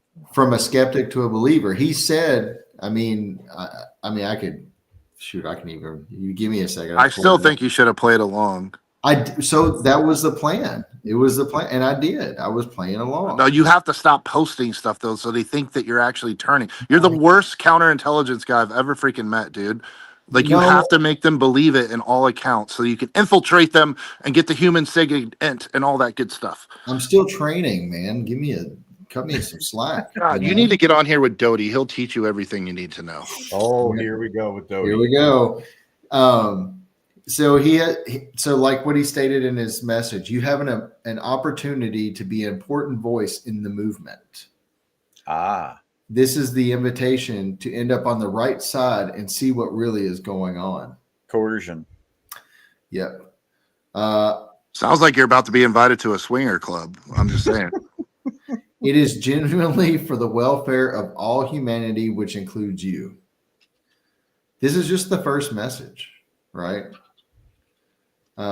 So I mean, that was there's another part where he says, for what it's worth, we truly value everyone's support and would like yours, and respect that comes with trust and evidence. I mean, there's portions like, you know, and I was pretty concerned with his opening statement where he says, we know who you are and your work history, and work was in quotation marks. And I asked him a couple of times to clarify on that, and he never did.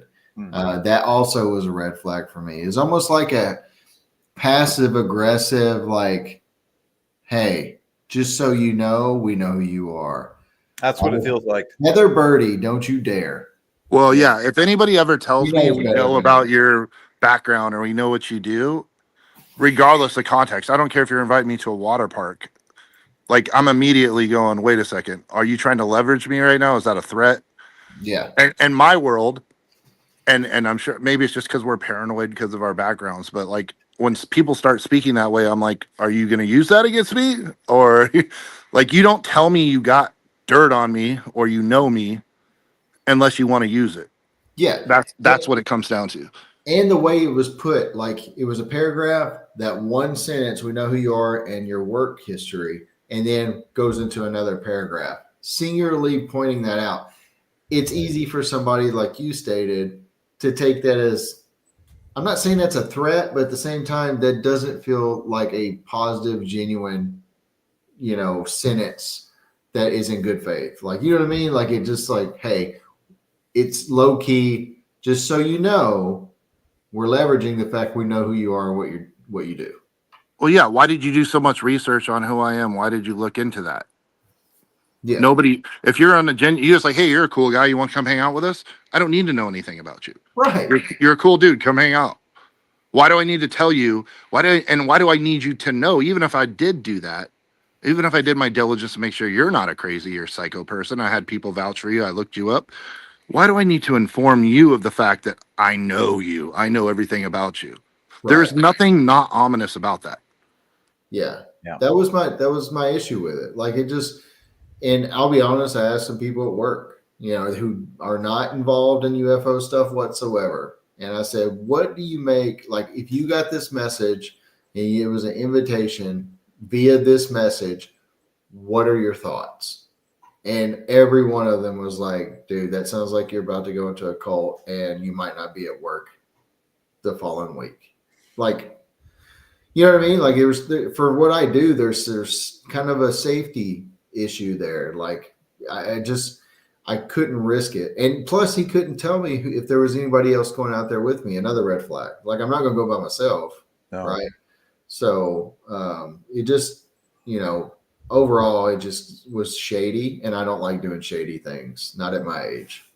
So now, back when I was in the 20s, might be a different story. But then again, I am not left-handed. But I also told you if it's Palmdale, I can bring 20 people. Right. Well, there were other people too that I have spoken with that wanted me because they were going to be out there too. So but you know, the invitation pretty much got taken back. So it is what it is. You know, can't do I will anything say else. this as somebody who is not in the know. The last place I would go to do any sort of CE5 contact is near a place like Palmdale. I'm going to Sedona. I'm going to another part of California, Death Valley or wherever, where it's just barren, where it's just sky. I'm not going to a place where literally there's skunk works all over the place. Well, you do if you want to get it on camera. So, I mean, you know, and they're backed by investors. You don't think that those investors don't want a return on investment? That's what I've been talking to people about. Like, I mean, sure, if they're bad investors, you know, they're just willing to throw their money around to say, hey, bring these UFOs to the ground, maybe. But I just can't believe that investors are backing them without some kind of promise on that ROI. But that's just me. But also, you could go out to Texas. Texas has so much wide open area. Like, especially in the middle of Texas, central Texas, the nearest town from each other is like an hour and a half, 2 hour drive. And it's like black as black skies. That'd be the perfect place to go sky watching. 100%. Dude, come to my area where literally we don't even have airliners flying by. We have like 4 airliners a day that fly by. And that's if they're coming to or from Europe or going to Toronto. Wow. I don't Stay know. away from the East Coast because planes are falling out of the sky over there, but everywhere else is pretty good. To our YouTube audience, we're going to say goodnight to you guys because some of us do have to work.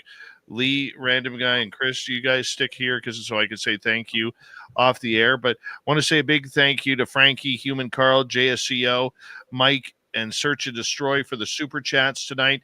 Thank you to all of our new subscribers who are tuning on in. Don't forget this weekend, Sweet Robbie G is in the hot seat starting at 8 p.m. Pacific, 11 p.m. Eastern for Saturday and Sundays after hours.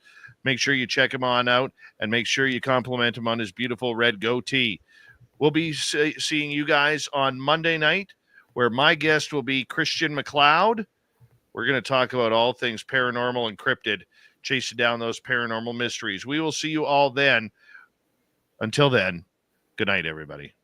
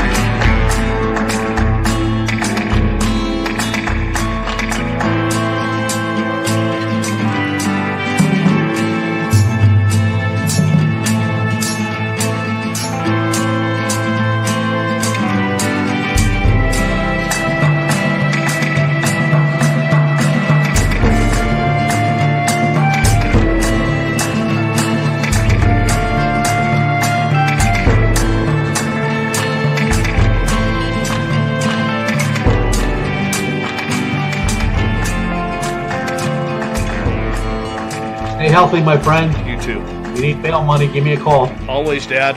Take care. You too.